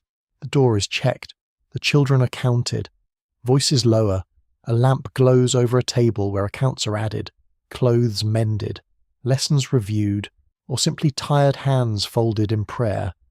Outside, the city or town continues with its wheels, bells, dogs, and distant footsteps. Inside, the room holds relief and strain together. You are free, and that word means a great deal. It also asks for constant defence. Such was the uneasy gift and burden of freedom for black Americans in 1850. Not safety, not equality, not rest, but a hard-won claim to selfhood, guarded by papers, by neighbours, by institutions, by memory, and by the stubborn refusal to let a hostile nation define the whole meaning of liberty. Learning has a peculiar glow when someone tells you it is dangerous. A page becomes more than paper. A book becomes more than a book. A pencil stub, a slate, a spelling card, a newspaper scrap, all begin to carry the charge of forbidden things. In 1850, knowledge is not distributed evenly, and that is no accident. For black Americans, especially those held in slavery, reading and writing can be treated as threats to the entire social order. That alone tells you how powerful literacy really is. If a ruling system is frightened of the alphabet must be doing something right. You feel the difference the moment letters begin to make sense. Marks stop being decoration. They speak. A sign on a crate, a line in a Bible, a number on a paper, the handwriting on a pass, a name in a newspaper, directions on a notice nailed to a wall. Suddenly the world reveals that it has been talking the whole time, whether it welcomed your listening or not. Literacy is practical, spiritual, social, and political all at once. It helps you read scripture, track names, keep accounts, interpret laws, and understand what other people would prefer to keep obscure. That is precisely why so many barriers are built around it. In many southern states, by 1850, teaching enslaved people to read is restricted or openly forbidden by law or custom, especially after earlier revolts frightened white authorities into treating education as kindling near dry straw. The exact enforcement varies by place. In some areas, the law is formal and severe. In others, intimidation and habit do most of the work, but the message is consistent. A literate enslaved person is considered harder to control. Someone who can read a map, a pass, a Bible, or an abolitionist tract may begin asking dangerous questions. Questions, as history repeatedly proves, are very inconvenient for oppressive systems, so learning often happens in fragments. A child listening near a doorway while white children recite lessons inside. A woman copying letters from a newspaper wrapper used to carry goods. A man tracing shapes in dirt with a stick after dark. A preacher sounding out scripture with help from someone slightly further along. An older sibling teaching a younger one to recognize names, numbers, and short words. There is no grand academy in many of these scenes. There is patience, risk, and repetition. The sound of learning is often quiet, a whisper over a spelling book, the scratch of charcoal on wood, a murmured alphabet, a child repeating syllables with deep seriousness, then suddenly losing focus because the candle flame is more interesting for a second. A page turned carefully so it does not tear. In a cramped room after labour, the whole lesson may depend on one person staying awake long enough to teach, and another staying alert long enough to remember. Education under such conditions is not leisurely self-improvement. It is work added onto other work. Still, the desire for it is fierce. Parents understand why, even when they cannot provide much formal schooling themselves. A mother who cannot read may still insist that her child must learn. A father who signs with a mark instead of a full name may look at that mark with a certain quiet frustration and hope. His son will not have to do the same. Elders who know the weight of being misread by the law understand what it might mean to read the law back. Knowledge promises no miracle, but it offers leverage.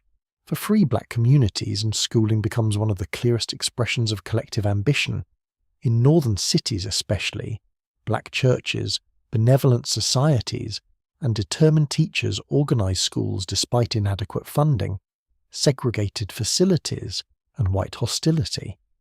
A schoolroom may be small, cold, overcrowded, and short on supplies.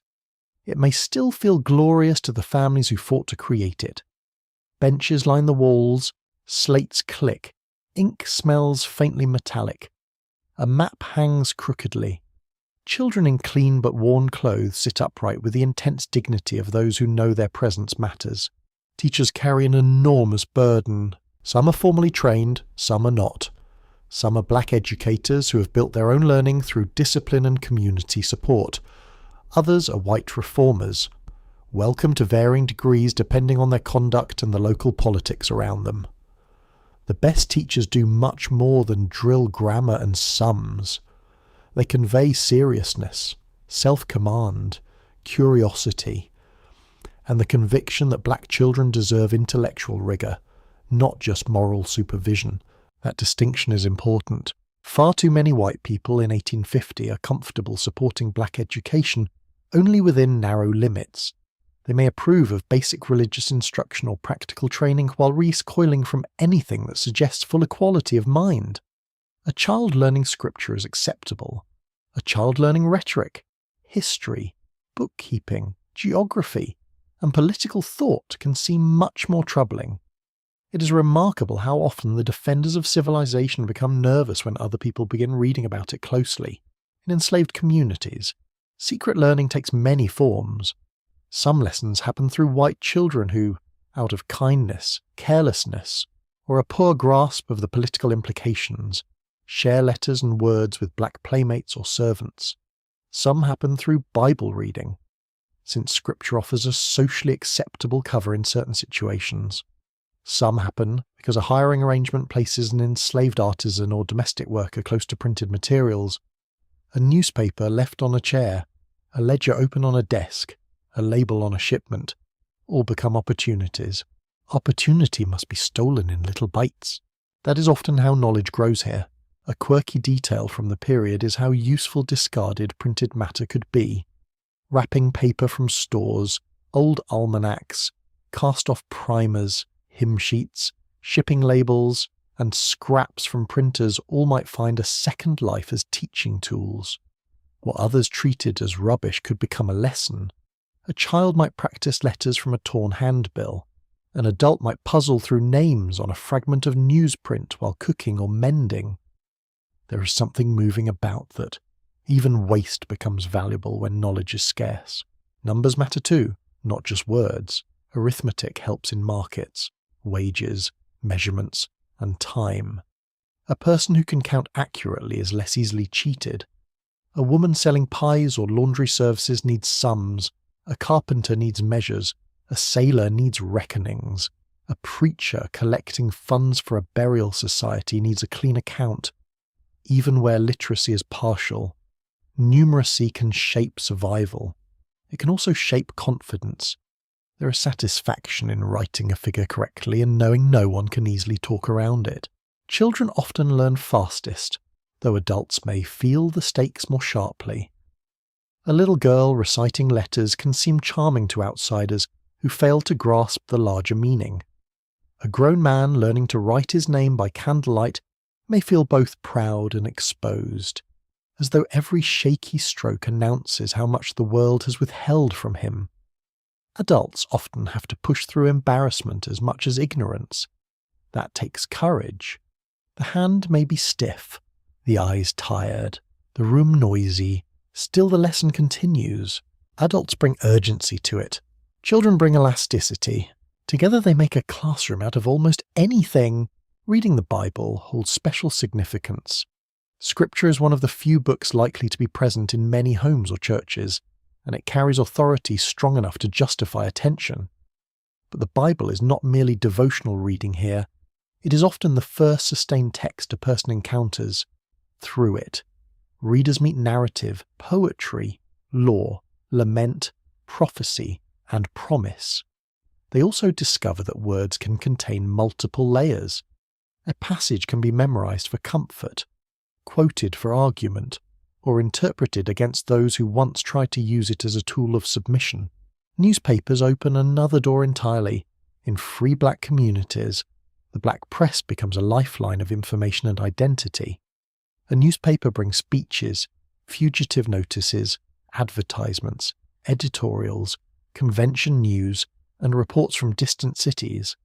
It reveals a wider world of black thought and action. A man in Boston can read of debates in Philadelphia. A woman in New York can hear, through print, the arguments of ministers, activists, teachers, and ordinary correspondents elsewhere.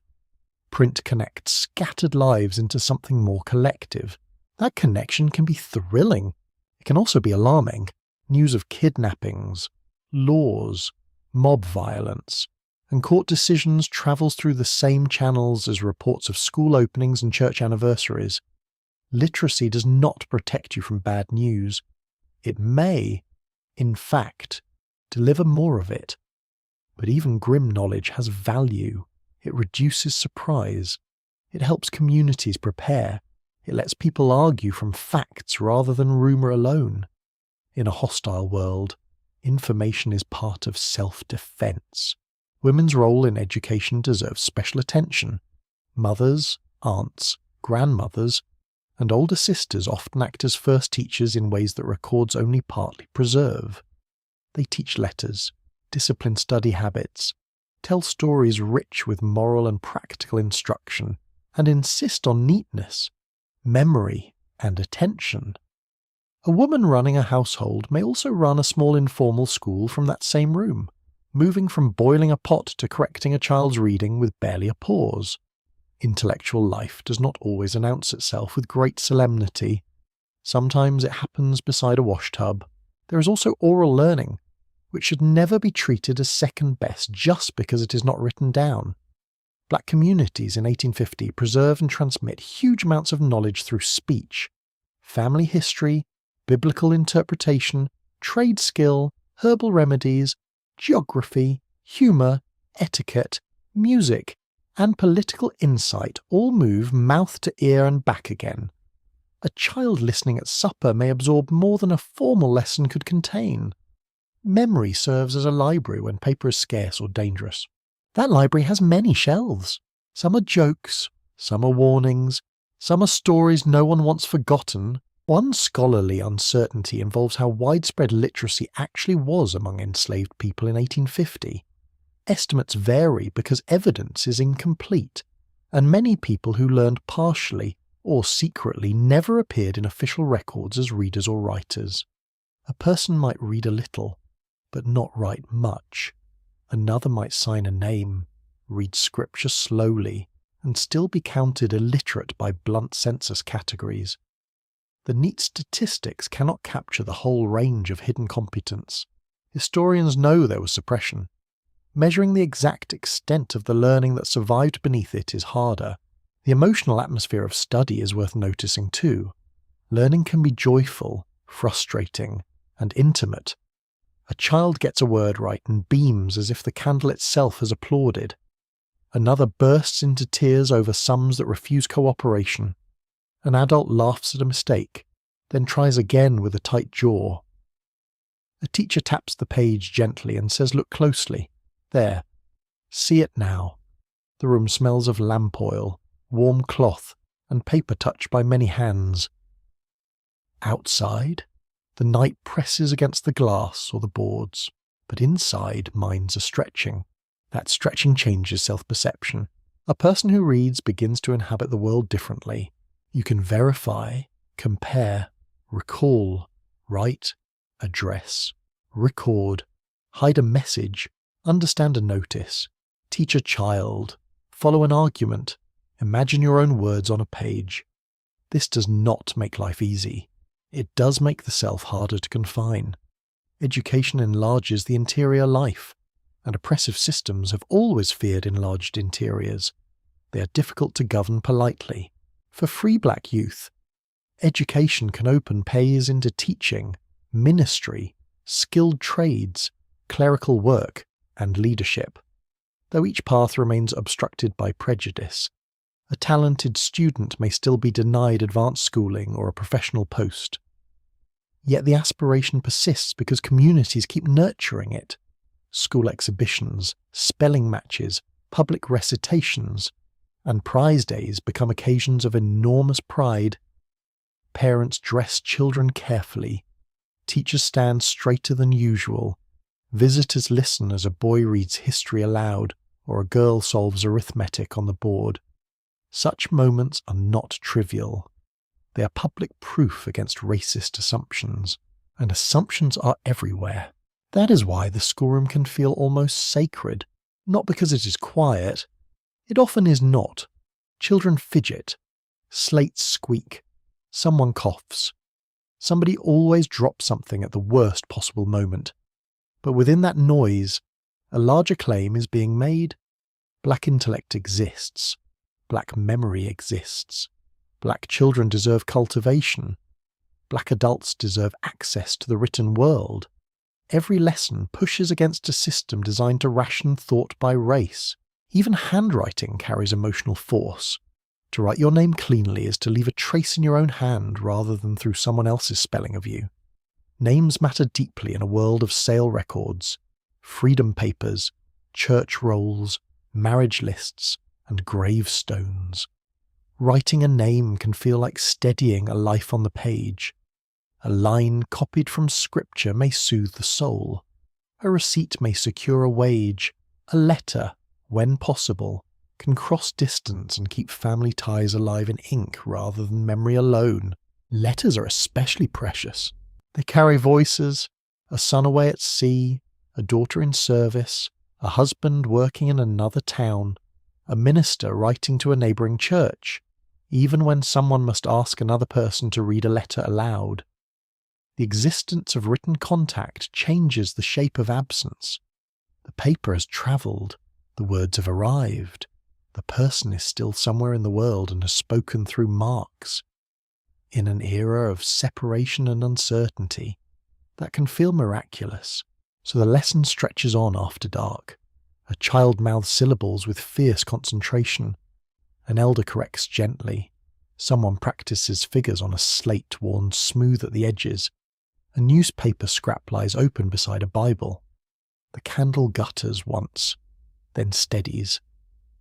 Outside, there are laws, patrols, ridicule, exclusion, and danger. Inside, there are letters, small black shapes on a pale page, humble things, really, yet loaded with possibility. That is what learning means for Black Americans in 1850. Not merely schooling in the formal sense, though formal schools matter enormously. It means the slow claiming of tools the world tried to withhold. It means turning scraps into lessons, rooms into classrooms, memory into curriculum, and persistence into inheritance. It means that even under a harsh system, minds keep reaching, quietly sometimes, secretly often, powerfully all the same. Hard lives still make room for laughter, not by accident, by need. In 1850, Black Americans living under slavery, under restriction, or under the uneasy terms of nominal freedom do not spend every hour in solemn endurance. That would be impossible, and also untrue. Human beings are not built to remain in one emotional note forever. Even in conditions shaped by fear and labour, people joke, sing, tease, flirt, celebrate, tell stories, dance, and find ways to delight one another. These moments do not cancel injustice. They make survival more human inside it. You notice joy first in the sound of voices changing. Work voices are different from evening voices. The body loosens, the caution remains, but it no longer grips every word. Someone imitates a pompous neighbour with such precision that the room collapses into laughter. Someone else tells a tale that grows slightly less believable with each retelling, which only improves it. A child interrupts at exactly the wrong moment, and somehow makes the story better. The air, heavy with smoke and supper, begins to carry something lighter. Humour moves quickly in close quarters. It has to. A good joke can turn a hard evening. A clever remark can puncture fear for a minute or two. A teasing exchange between relatives can remind everyone that identity is larger than suffering. In black communities of this period, wit often serves several purposes at once. It entertains, yes, but it also judges character, relieves strain, sharpens observation, and protects dignity. Sometimes the target is a boastful cousin, sometimes it is a vain preacher, sometimes, in coded or careful form, it is white authority itself. That last kind requires skill. You do not mock power carelessly when power can strike back. So people develop tones, glances, exaggerations, and double meanings. A story about a fool who thinks himself a king can remain only a story on the surface. A description of a man strutting through a yard as if the chickens owe him respect can earn laughter from listeners who know exactly which local figure is being quietly reduced to poultry level. This is not merely comic relief. It is social intelligence working through performance. Children are central to the world of small joys. They run, chase, invent, argue, brag, sing nonsense, and ask questions with the impossible confidence of those who assume adults know everything. A stick becomes a horse. A rag doll becomes a treasured child with a full dramatic life of its own. Pebbles become counters in games whose rules shift whenever someone begins losing. A string tied just right becomes a toy worth guarding fiercely. Adults watch with tired affection while pretending to be sterner than they feel. Play matters because it keeps imagination alive. A child skipping across a yard is doing more than passing time. That child is inhabiting a body not only as labour, but as delight, even when chores interrupt, even when clothes are patched and feet are bare. The game has already done its work. It has made the world briefly larger than control. The sound of children laughing under difficult conditions can be strangely moving for that reason. It is ordinary, it is defiant, it is both at once. Music enters nearly every social corner of life. You hear it in humming first, then in fuller singing. A woman at the hearth carries a tune under her breath while stirring a pot. A man walking home taps rhythm against his leg. Children echo a line they only half understand. By evening, the tune catches and becomes communal. Voices join. A hand beats time on a table, a bucket, a knee. Someone with a stronger voice leads. Someone with a rougher one answers. The room grows warmer with sound. Not all music belongs to worship. Some songs are playful, flirtatious, or sly. Some are dance tunes. Some are work songs repurposed once the labour is done. Some are ballads and story songs that travel across families and regions, changing slightly with each singer. A melody can carry local news, memory, longing, humour, and rhythm all at once. Music is portable wealth. You need no deed, no trunk, no shelf, no permission slip. You carry it in the chest and release it when there is enough company or enough loneliness. Dance appears wherever space and safety allow. A swept cabin floor, a yard in summer, a gathering after harvest, a wedding, a celebration after a church event. Once the formal part is relaxed into visiting, feet begin first, then shoulders. Then the whole body remembers that movement can be pleasure, not only labour. Clapping builds. Someone calls out. A pair steps forward with practised boldness. Another answers with comic exaggeration. The children try to copy older dancers and produce a style that is half skill and half chaos. It is excellent entertainment and excellent education. Young people learn grace, timing, confidence, and social reading through these gatherings. Courtship often moves through song, dance, and teasing as much as formal declaration. A look across a yard can mean something.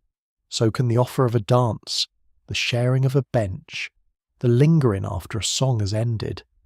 Love in this world may be burdened by law and distance, but attraction still finds its own language. Someone smooths a sleeve before arriving. Someone borrows a ribbon. Someone pretends not to notice being noticed, which convinces no one Food helps shape these moments too. Even a modest gathering feels festive when the meal is better than usual. There may be pies, roasted sweet potatoes, fish, stew, greens, cakes, or whatever local skill and circumstance can produce. The smell alone changes the mood. Spice rises from the pot. Molasses warms in baked crust. Cornbread comes out browned and fragrant. A child circles too close and gets sent away from the table with affectionate firmness. A man claims he is only checking whether the food is ready, though his motives are transparent. Shared meals are not just about hunger. They make a social room. People linger. Stories expand. News passes. A dispute cools. Alliances form. A newcomer is assessed, welcomed, or gently mocked into comfort. You learn who can cook, who talks too much, who always reaches for the best piece while pretending not to, and who remembers every family recipe with suspicious selectivity.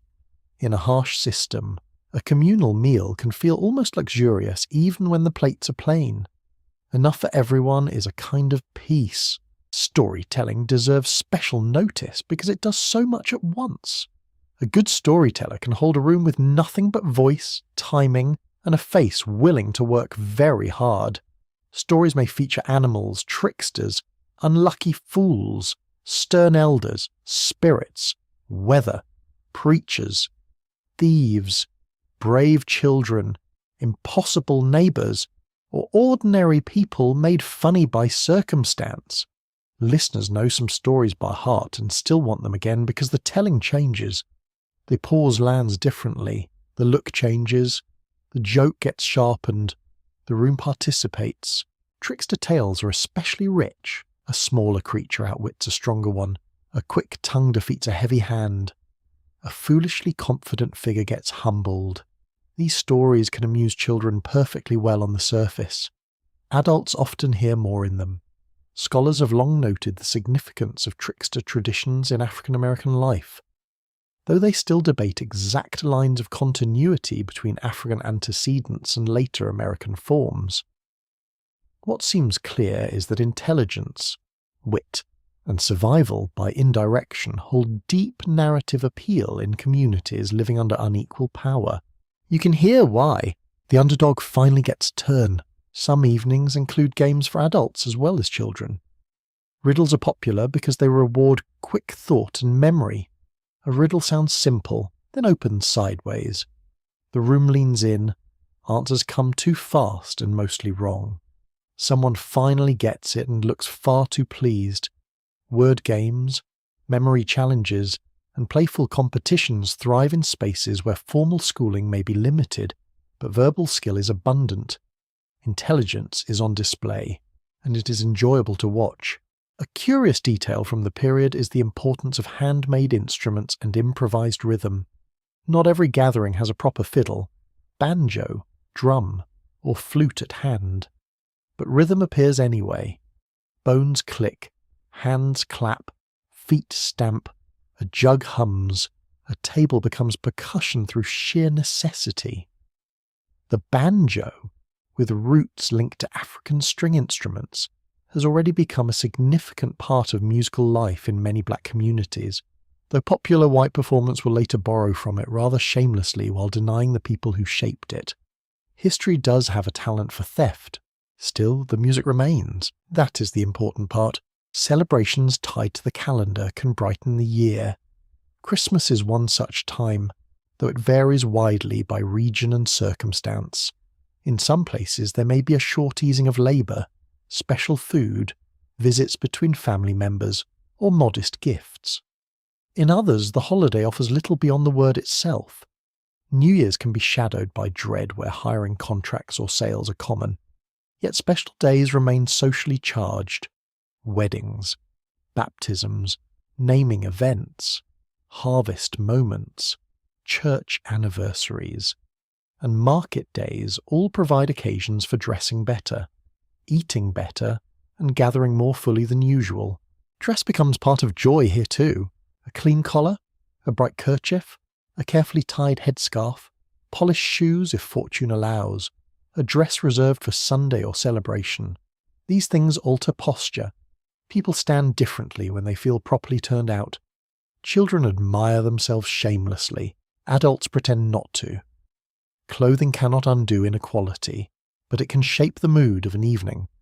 Looking well among your own people is not vanity. It is pleasure, respect, and social language. Courtship gatherings often hum with a special energy. A porch, a churchyard, a supper room, or a post-service walkway can become a stage for watching and being watched. The conversation is light, but not empty. A young man may try humour before seriousness. A young woman may answer with poise sharp enough to keep him honest. Friends observe everything and will remember it later with alarming accuracy. One awkward compliment can feed a month of teasing. It is a merciless audience, a loving one. Elders participate in joy differently. They may laugh more quietly, dance less vigorously, and tell longer stories than strictly necessary. But they anchor the atmosphere. Their approval matters. Their memory matters. Grandmother laughing so hard she has to set down her spoon can make an entire table relax. An older man humming along from the corner lends continuity to the room. The young may provide energy, but the old often provide depth. A community without elders is thinner in spirit. Small personal pleasures also deserve mention. The feel of warm sun on a Sunday walk, the smell of hair freshly dressed with care, the satisfaction of a mended garment fitting properly again, the first bite of fruit in season, a cool cloth across the forehead after a hot day, a baby falling asleep on your shoulder, a moment alone with a song. These are not public festivities, but they matter just as much. Life is often sustained by private sweetness as much as by communal celebration. One scholarly uncertainty lies in how later memory has sometimes polished these joys into scenes of pure resilience. Almost too neat to be real, that can be misleading. Laughter did not erase fear. Music did not cancel exhaustion. A dance after labour still happened in a world shaped by coercion.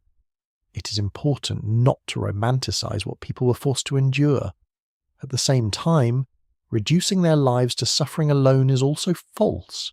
Joy existed, not as decoration, but as part of the truth. That truth is audible at dusk. A fiddle line rises, feet answer, someone claps off beat and is corrected immediately. A child squeals with laughter. Two women exchange a look over a story they have heard many times and still enjoy. Men on a bench trade remarks with more swagger than accuracy. A baby wakes, objects briefly, then settles against a warm shoulder. Firelight flickers on plates and faces. Night air brings the smell of earth, smoke, and sweet food cooling on a sill. In such moments, the system has not vanished, but it has failed to possess everything. That is important to understand. The harshness of 1850 presses on work, movement, law, and bodily safety. It does not fully command the inner weather of a people. Black Americans continue to cultivate humour that makes vanity ridiculous. Music that enlarges a room, storytelling that carries wisdom, and fellowship that makes hard lives feel briefly spacious. These are not trivial extras. They are ways of preserving emotional range in a society trying to reduce human beings to function. So the evening runs on, another song, another tale, another burst of laughter at somebody's expense, hopefully deserved. A plate passed down the line, a young couple speaking in lowered voices near the doorway, an elder nodding in satisfaction, children drooping at last from play and excitement. The room begins to soften around the edges, and what remains is not merely amusement, though there has been plenty of that. What remains is a shared sense that life, however burdened, still contains flavour, rhythm, beauty, flirtation, wit, and warmth. In a century eager to harden every boundary around black existence, these communities continue making occasions where the human spirit can breathe, laugh, sing, and shine a little in the lamplight. Control has a sound. Sometimes it is obvious, a shouted order. The crack of a whip in the distance, boots on a porch step, keys striking against one another at a belt. Sometimes it is softer and more poisonous than that. A warning given in a calm voice. A list of rules read without emotion. A silence that tells you everyone in the yard has just noticed who is approaching. In 1850, black Americans lived with systems of punishment and surveillance designed not only to hurt the body, but to train the nerves. That is the larger purpose. Not merely pain, obedience. If you are enslaved, discipline sits close to daily life. It can arrive for lateness, absence, speaking back, perceived insolence, broken tools, failed quotas, attempts to visit family without permission, or simply for crossing the mood of someone who already believes power entitles him to correction. Punishment may be formal, as when an owner or overseer announces it publicly, or informal, as when cruelty is administered in private corners under the excuse of household order. The law gives broad cover, custom fills in the rest. Fear, however, is never as tidy as those in power imagine. It leaks, it mutates, it teaches sideways lessons. A child learns from the way adults stop talking when footsteps near. A woman notices how one neighbour returns from the big house with swollen eyes, but a carefully composed face. A man judges the weather, the temper of an overseer, and the fatigue of the gang before deciding how quickly to move. Punishment becomes part of the social atmosphere, as ordinary and ugly as dust. People do not have to witness every act directly to understand its meaning. The threat circulates through rumour, memory, and example. Public punishment has particular force because it is meant to instruct more than one person. An owner who orders a whipping in sight of others is communicating with the entire community. He is saying this body can be made into a warning. He is saying law and custom will not restrain me meaningfully. He is saying your fear is one of my management tools. There is no noble interpretation available. The theatre of punishment is built on deliberate humiliation, and yet even humiliation does not always land as intended. Sometimes witnesses feel terror, sometimes rage, sometimes a hard inward withdrawal that refuses the lesson being taught. Historians still argue over how to interpret the emotional record here, because the archive is partial and often written by those wielding power. But there is little doubt that enslaved people read such scenes with complexity. Fear could not be avoided. Acceptance was another matter. A person might submit outwardly and reject the moral claim entirely. The body remembers punishment long after the moment passes. Bruises darken slowly, cuts stiffen. The back protests every movement. Sleep comes badly. A hand flinches before it needs to. Muscles stay tight. The smell of sweat, blood, dirty cloth. And healing salves lingers in the room. Someone brings water. Someone avoids asking too many questions because speech itself can hurt. The next day, labour may continue as though the body has been given no special reason to object. That indifference is part of the brutality.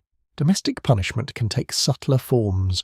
Food withheld, visits denied, children threatened, movement restricted, humiliation delivered through words sharp enough to linger for weeks. Enslaved women face additional dangers in households where white mistresses and masters alike may use intimacy, jealousy, and proximity as instruments of control. A servant can be called constantly, blamed unfairly, and kept under exhausting emotional pressure even when no visible violence occurs. The nerves become overworked. The face learns caution. The room itself feels watchful. For free black Americans, control often comes through police, employers, courts, and the daily possibility of arbitrary interference. A free man may be struck, detained, or insulted by an officer who assumes resistance will go unanswered. A free woman may be harassed in public and find little legal protection afterward. Children may be seized for questioning, apprenticeships manipulated, wages withheld, testimony discounted. Formal freedom reduces one set of chains. It does not remove racial control from the street. That is why the law feels so double-edged. It exists, it rarely feels neutral. Pass laws, curfews, registration requirements, and vagrancy rules all function as nets. A person walking after certain hours may be stopped. Papers may be demanded. Explanations may be doubted. The burden falls on black people to prove legitimacy again and again, as though ordinary movement itself were suspicious. Even where no physical punishment follows, the ritual degrades. It says your body in public remains a question to be answered. Under slavery, sale is one of the most feared punishments precisely because it reaches beyond the individual. To threaten sale is to threaten family, memory, and geography at once. It can be used against resistance, against attempted escape, against perceived disorder, or simply because a debt must be settled. A person may endure corporal punishment and still remain among known faces. Sale tears up the map entirely. It removes familiar roads, voices, graves, habits, and kin, often forever. The domestic slave trade gives this threat its cold edge. Everyone knows the road south. Everyone knows what they can mean. That knowledge disciplines people long before any wagon appears. It hangs over arguments, refusals, and moments of defiance. A young man thinking of running must weigh not only his own risk, but what retaliation might strike those left behind. A mother deciding whether to complain about conditions hears the word sold in her imagination before anyone speaks it aloud. Power depends heavily on such anticipatory fear.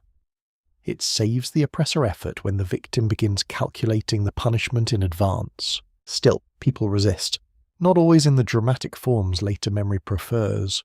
Sometimes resistance is direct, running away, striking back, breaking tools deliberately, slowing work, refusing an order, hiding someone, teaching letters in secret, carrying information, sabotaging equipment, protecting food stores from theft by those who claim ownership of everything. These acts carry real danger. When they succeed, even briefly, they alter the emotional balance of a household or plantation. They prove the system is not all-powerful. That proof matters. More often, resistance lives in smaller acts. A pause where speed was demanded. Feigned confusion. A task done less efficiently than one is perfectly capable of doing. A hidden portion of food. A meeting arranged outside notice. A child taught something forbidden. A private marriage honoured despite legal contempt. A joke at power's expense told in the right company. A wound tended with care after punishment meant to degrade. These actions can be hard for historians to measure because they leave faint traces. Yet the faintness is part of the point. Survival often depends on subtlety. Scholars have debated for generations how to define resistance under slavery. Some earlier accounts praised only open rebellion and escape, treating quieter acts as mere adaptation. More recent work tends to take everyday defiance more seriously, though there is still disagreement about where endurance ends and resistance begins. The debate matters because naming something resistance gives moral and historical weight to choices made under terrible constraint. At the same time, not every act was strategic in a grand sense. Sometimes a person was simply tired, angry, grieving, or determined to keep a little of the self from being flattened. That too deserves respect. People are not machines of symbolism. One often overlooked detail is how much resistance depended on information. Knowing when patrols rode, knowing which dogs tracked well and which did not, knowing who might carry a letter, hide a child, look the other way, or betray you for advantage. Knowledge moved through kitchens, fields, docks, churchyards, and doorsteps. A whispered name could save someone. A wrong guess could destroy them. In a world of surveillance, accurate knowledge becomes a survival craft. Escape remains the most dramatic and visible form of defiance, though it is far from simple.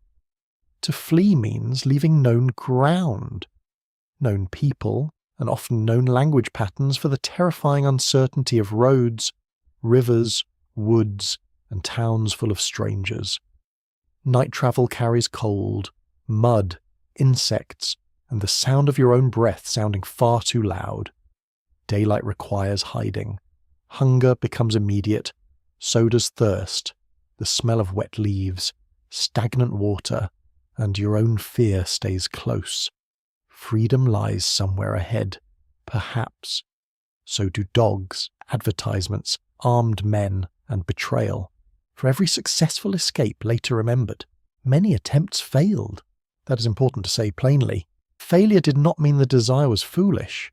It meant the system was vast, violent, and organised to retrieve what it called property. Yet the repeated attempt itself tells you something profound. People kept deciding that uncertainty on the road was preferable to certainty under bondage. That judgment is one of the clearest indictments of the whole order. No speech from an owner can survive it honestly.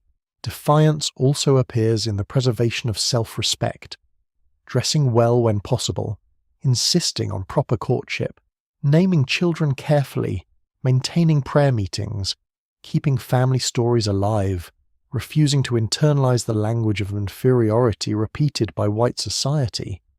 These may sound gentler than revolt, but they strike at the system's deepest ambition, which is not only to command labour, but to shape identity. To say within yourself, I am more than what this structure calls me, is already a form of resistance. Women's acts of defiance are especially varied and often underrecorded. A woman may protect children by strategic silence, by misdirection, by hiding food, by preserving kin networks, by nursing the injured back to strength, or by managing household appearance in ways that limit intrusion. She may refuse emotional surrender while yielding outwardly for safety. She may negotiate, flatter, endure, withhold, and remember. None of this is glamorous in the way popular stories sometimes demand. All of it can be courageous. Men too navigate the tension between performance and survival. A man may bow his head outwardly while inwardly calculating the next move. He may keep anger banked because visible anger invites retaliation he cannot yet afford. He may seize small choices wherever he finds them. Which tool to carry, which route to take, which word to answer with, which friend to trust, which child to instruct. Agency under oppression is often thin, but thin is not the same as absent.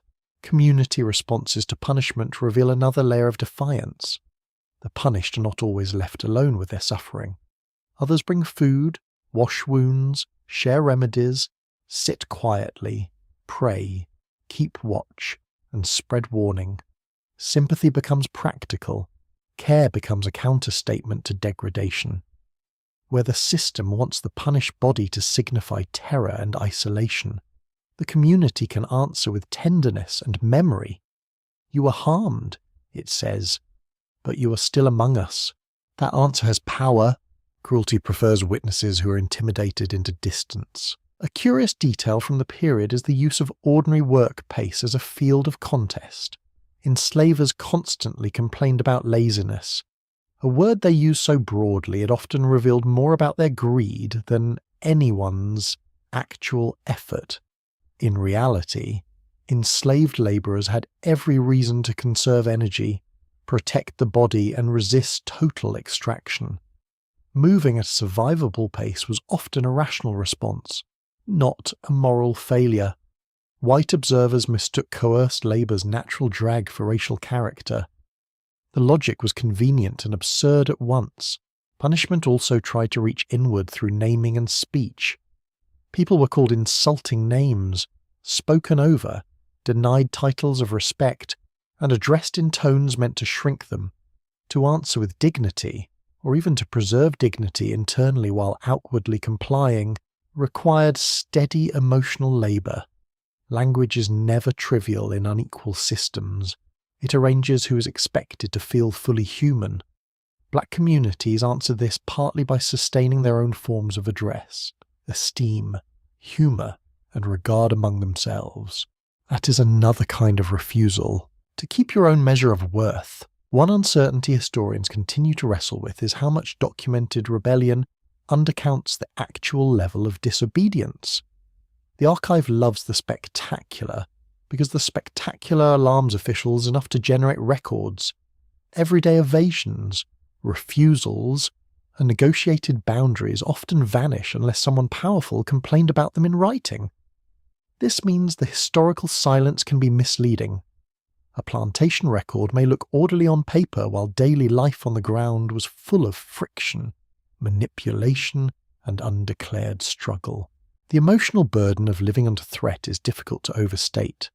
It teaches hyper-awareness, it shortens sleep, it makes footsteps meaningful, it makes children's safety an active thought rather than a background assumption. It makes joy feel precious because interruption is always possible. And still, Black Americans in 1850 continue to navigate that burden with intelligence that deserves more admiration than the old stereotypes ever allowed. They judge timing, read faces, manage risk, and preserve inner spaces the system cannot fully map. So when night falls and the yard grows quiet, punishment does not disappear. Its memory remains in the body.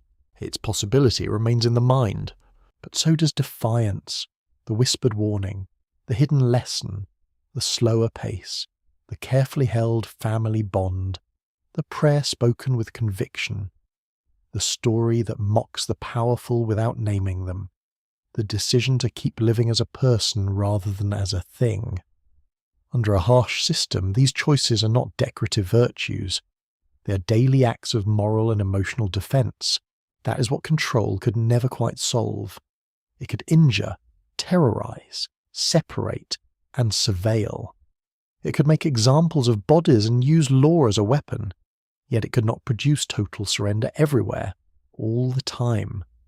Too much thought remained, too much memory, too much love, too much wit, too much longing for freedom in forms large and small.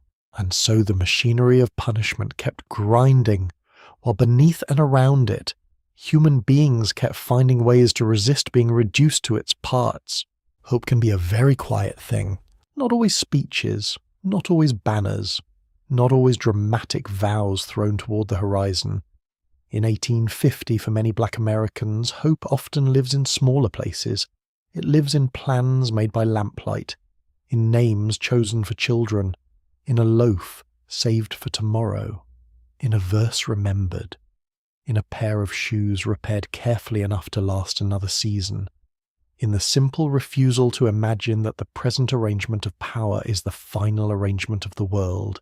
You feel that refusal in ordinary moments. A mother smoothing a blanket over a sleeping child is not only ending the day, she is protecting a future, however uncertain. A father teaching a boy how to hold a tool properly is not only passing time, he is passing continuity.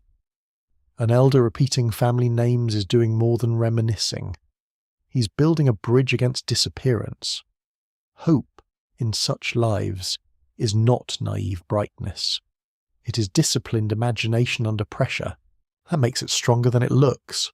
Fear, of course, is always near. Fear wakes early and lies down late. It rides in the sound of hoofbeats after dark. It sits in the chest when a stranger asks too many questions. It arrives with illness, debt, sale, hunger, patrols, harsh weather, and official papers. Black Americans in 1850 do not need lessons in vulnerability.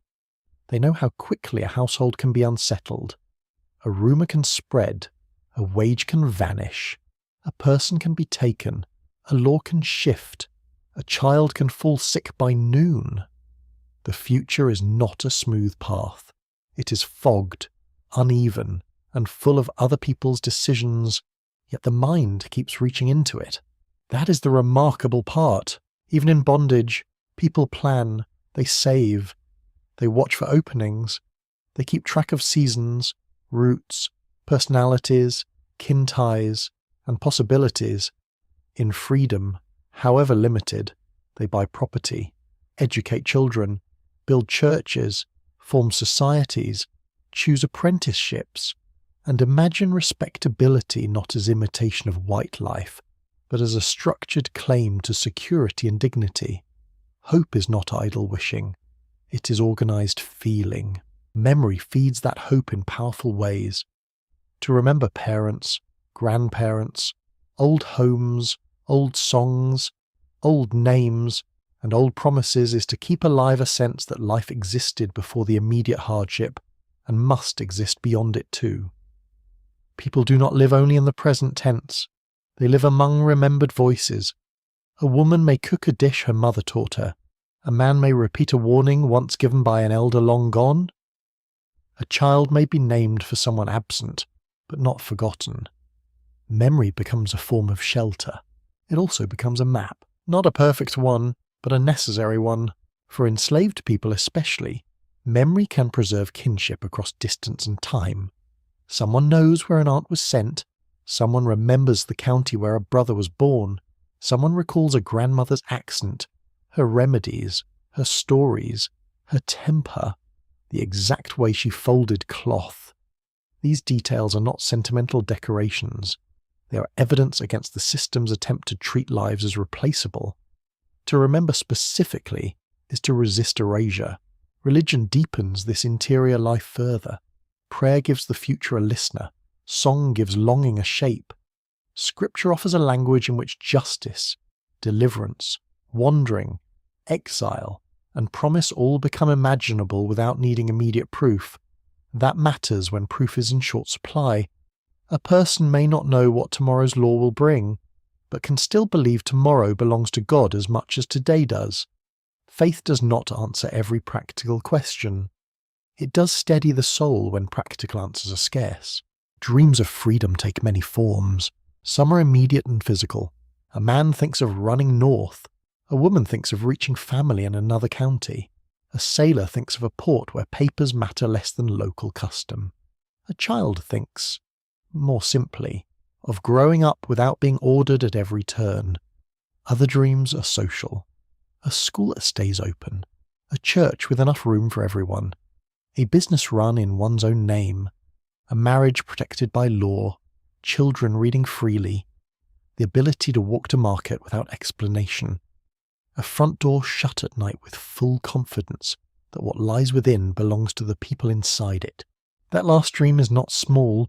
It contains a whole philosophy of life. Domestic hope deserves more attention than it often gets. Histories can be drawn toward marches, laws, and famous speeches, but much of life is lived in kitchens, yards, bedrooms, porches, and doorways. A family planning how to keep children clothed through winter is practicing hope. A woman putting aside coins in a cup or cloth purse is practicing hope.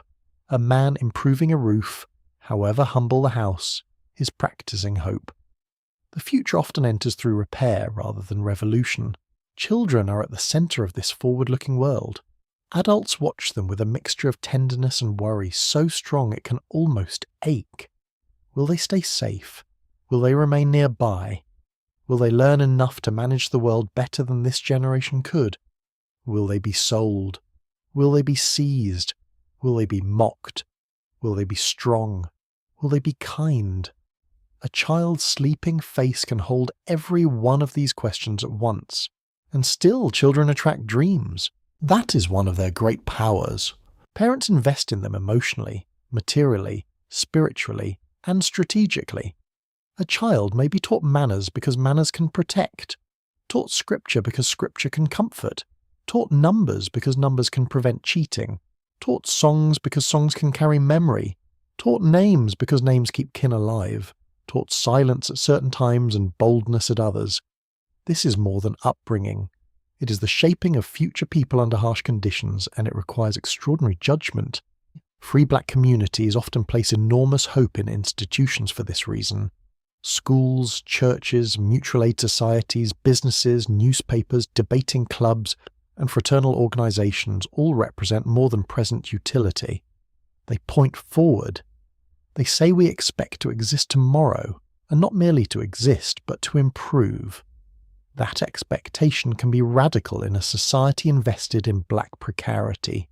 A school desk, a church pew, a society ledger, a printed notice of a meeting, all become material signs that a people is planning beyond survival.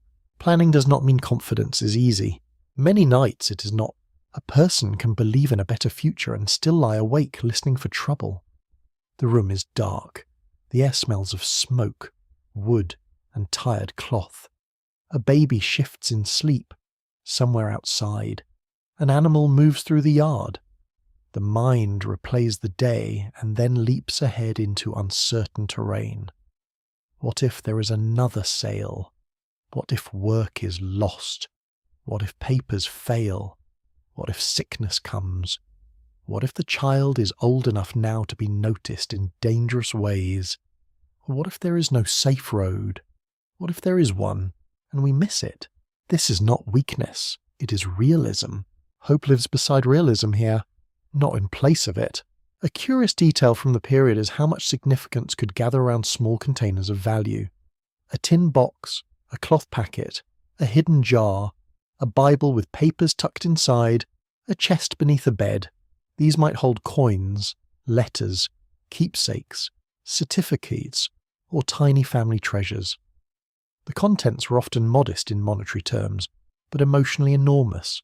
Such objects represented continuity, strategy, and intention. What you hide carefully is often what you most expect the future to need. The future also enters through skill. A girl learns sewing not only because garments need mending now, but because that skill may support her later. A boy learns carpentry, blacksmithing, boat work, or field knowledge that could one day become wages, bargaining power, or mobility. Women preserve recipes, remedies, and household management techniques that strengthen the next generation. Elders teach weather sense, character judgment, local history, and spiritual language. Skill is hope made practical. So is reputation, in free black life especially. A good name can open doors slightly wider than they might otherwise stand. To be known as honest, capable, devout, or dependable can matter deeply in a world of constant scrutiny. That is unfair, of course. Since white mediocrity rarely requires such perfection to survive, still, many families cultivate reputation with great care. Clean dress, punctual habits, church membership, business reliability, formal manners, and measured speech all become forms of future making.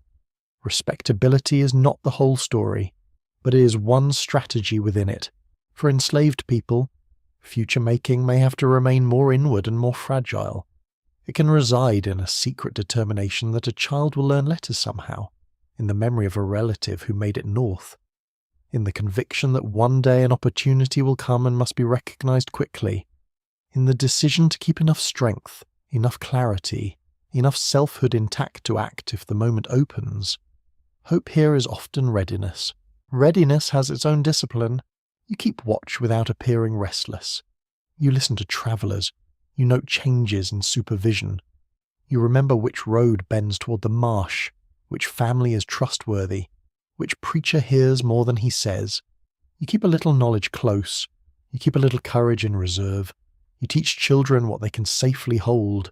You pray without surrendering judgment. You do not let despair become the only voice in the room. That refusal is deeply intellectual. Black Americans in 1850 are often described through suffering, labour, or legal status, all of which matter. But they also possess rich inward lives full of analysis, memory, fantasy, planning, suspicion, humour, longing, and moral reasoning. A person may sit quietly by the fire and appear merely tired while carrying a whole argument in the mind about justice, fate, family, and tomorrow. Interior life does not always announce itself, yet it is there, shaping action. Scholars still debate how fully historians can recover these inward worlds from the surviving record. The archive captures certain voices clearly and muffles others badly. Letters survive unevenly. Testimonies are filtered through time, trauma, and circumstance. Official documents notice people when governments or owners have a use for noticing them. The private weather of hope, fear, and imagination is harder to pin down, but its existence is unmistakable. No community could build families, churches, schools, resistance networks, and traditions of care without a powerful inner life sustaining them. Imagination matters here as much as memory. People imagine places they have never seen: Canada, Haiti, Liberia, northern cities, river towns, a farm of one's own, a school with enough books, a church without interruption, a household where no one can be sold, a future child grown to adulthood under gentler terms. Such images may be incomplete, romantic, even inaccurate in parts. That does not make them foolish. Imagined futures are often how real futures begin to gather force. Sometimes hope is shared out loud, at a church meeting, at a supper table, in a whispered conversation by the doorway. Sometimes it is guarded because speaking it feels risky, or because repeated disappointment has taught caution. A man may say only "we must keep on." A woman may answer "the Lord knows." Beneath those brief phrases lies a great reservoir of meaning. They are saying more than endurance. They are saying that the story is not finished. That unfinished quality shapes even grief. When people mourn, they do not only look backward, they place the dead within a continuing frame. A child lost in infancy, a husband taken by illness, a mother sold away years earlier and never seen again, all remain present in the moral life of the living. The future is imagined with them in mind. Their names guide decisions. Their memory disciplines behaviour. Their absence becomes a reason to hold fast rather than let go. Sorrow and hope are not opposites in this world. They often grow from the same root. Even pleasure can contain hope. A wedding feast says we believe in union. A school exhibition says we believe in learning. A new dress sewn for Sunday says we believe there will be another Sunday worth dressing for. A garden planted says we believe in harvest. A house repaired says we expect weather and intend to withstand it. Every ordinary act that leans toward tomorrow becomes quietly political when tomorrow itself has been made uncertain by law and power. So the evening settles, lamps burn low, children drift into sleep. The talk around the room softens into fragments, then into silence. Outside, the night breathes through trees, alleyways, yards, riverbanks, and roads. Somewhere, a cart rolls late. Somewhere, a dog barks once and gives up. Somewhere, a watchman passes. Inside, people lie down with their fears, their plans, their memories, and their carefully guarded pictures of what life might yet become. That is what it meant to hold on to tomorrow in 1850. Not optimism without evidence, not innocence, not easy confidence. It meant choosing, again and again, to preserve an inner horizon, to keep children at the centre of thought, to let faith steady the mind without blinding it, to let memory protect identity, to use skill, reputation, savings, and institutions as ladders where ladders could be built, to imagine freedom not only as escape from pain, but as the presence of family, safety, learning, worship, work with dignity, and rest without fear. Under a harsh system, such imagining was not a luxury. It was one of the ways people remained fully human. Now the night grows gentler, the house quiets until you can hear only the smallest sounds. The settling of wood, the soft pull of breath in sleeping lungs, the last faint tick from cooling iron by the hearth. Darkness no longer feels crowded with every worry at once. It widens, it softens at the edges. The day, with all its demands, loosens its grip on the body a little. You let the mind drift over these lives with tenderness. You picture a mother folding a garment for mourning, her hands moving almost without thought, a father checking the latch one last time, a child asleep with one arm flung over a thin blanket, dreaming in perfect seriousness, an elder half awake by fading embers, holding names and stories that tomorrow will need. Outside, the air smells of damp earth and distant smoke. The moon hangs above dark roofs and fields, pale and patient. The harsh world has not disappeared, but for this quiet moment it is held at the threshold. Inside, there is rest. There is memory. There is a little hope laid by for morning like bread wrapped carefully for the next day. You can almost hear the hush of it, the soft human persistence that outlasts noise and threat. And as the room settles deeper into stillness, the future stops feeling like a cliff and begins to feel, just faintly, like a road hidden in the dark, waiting for first light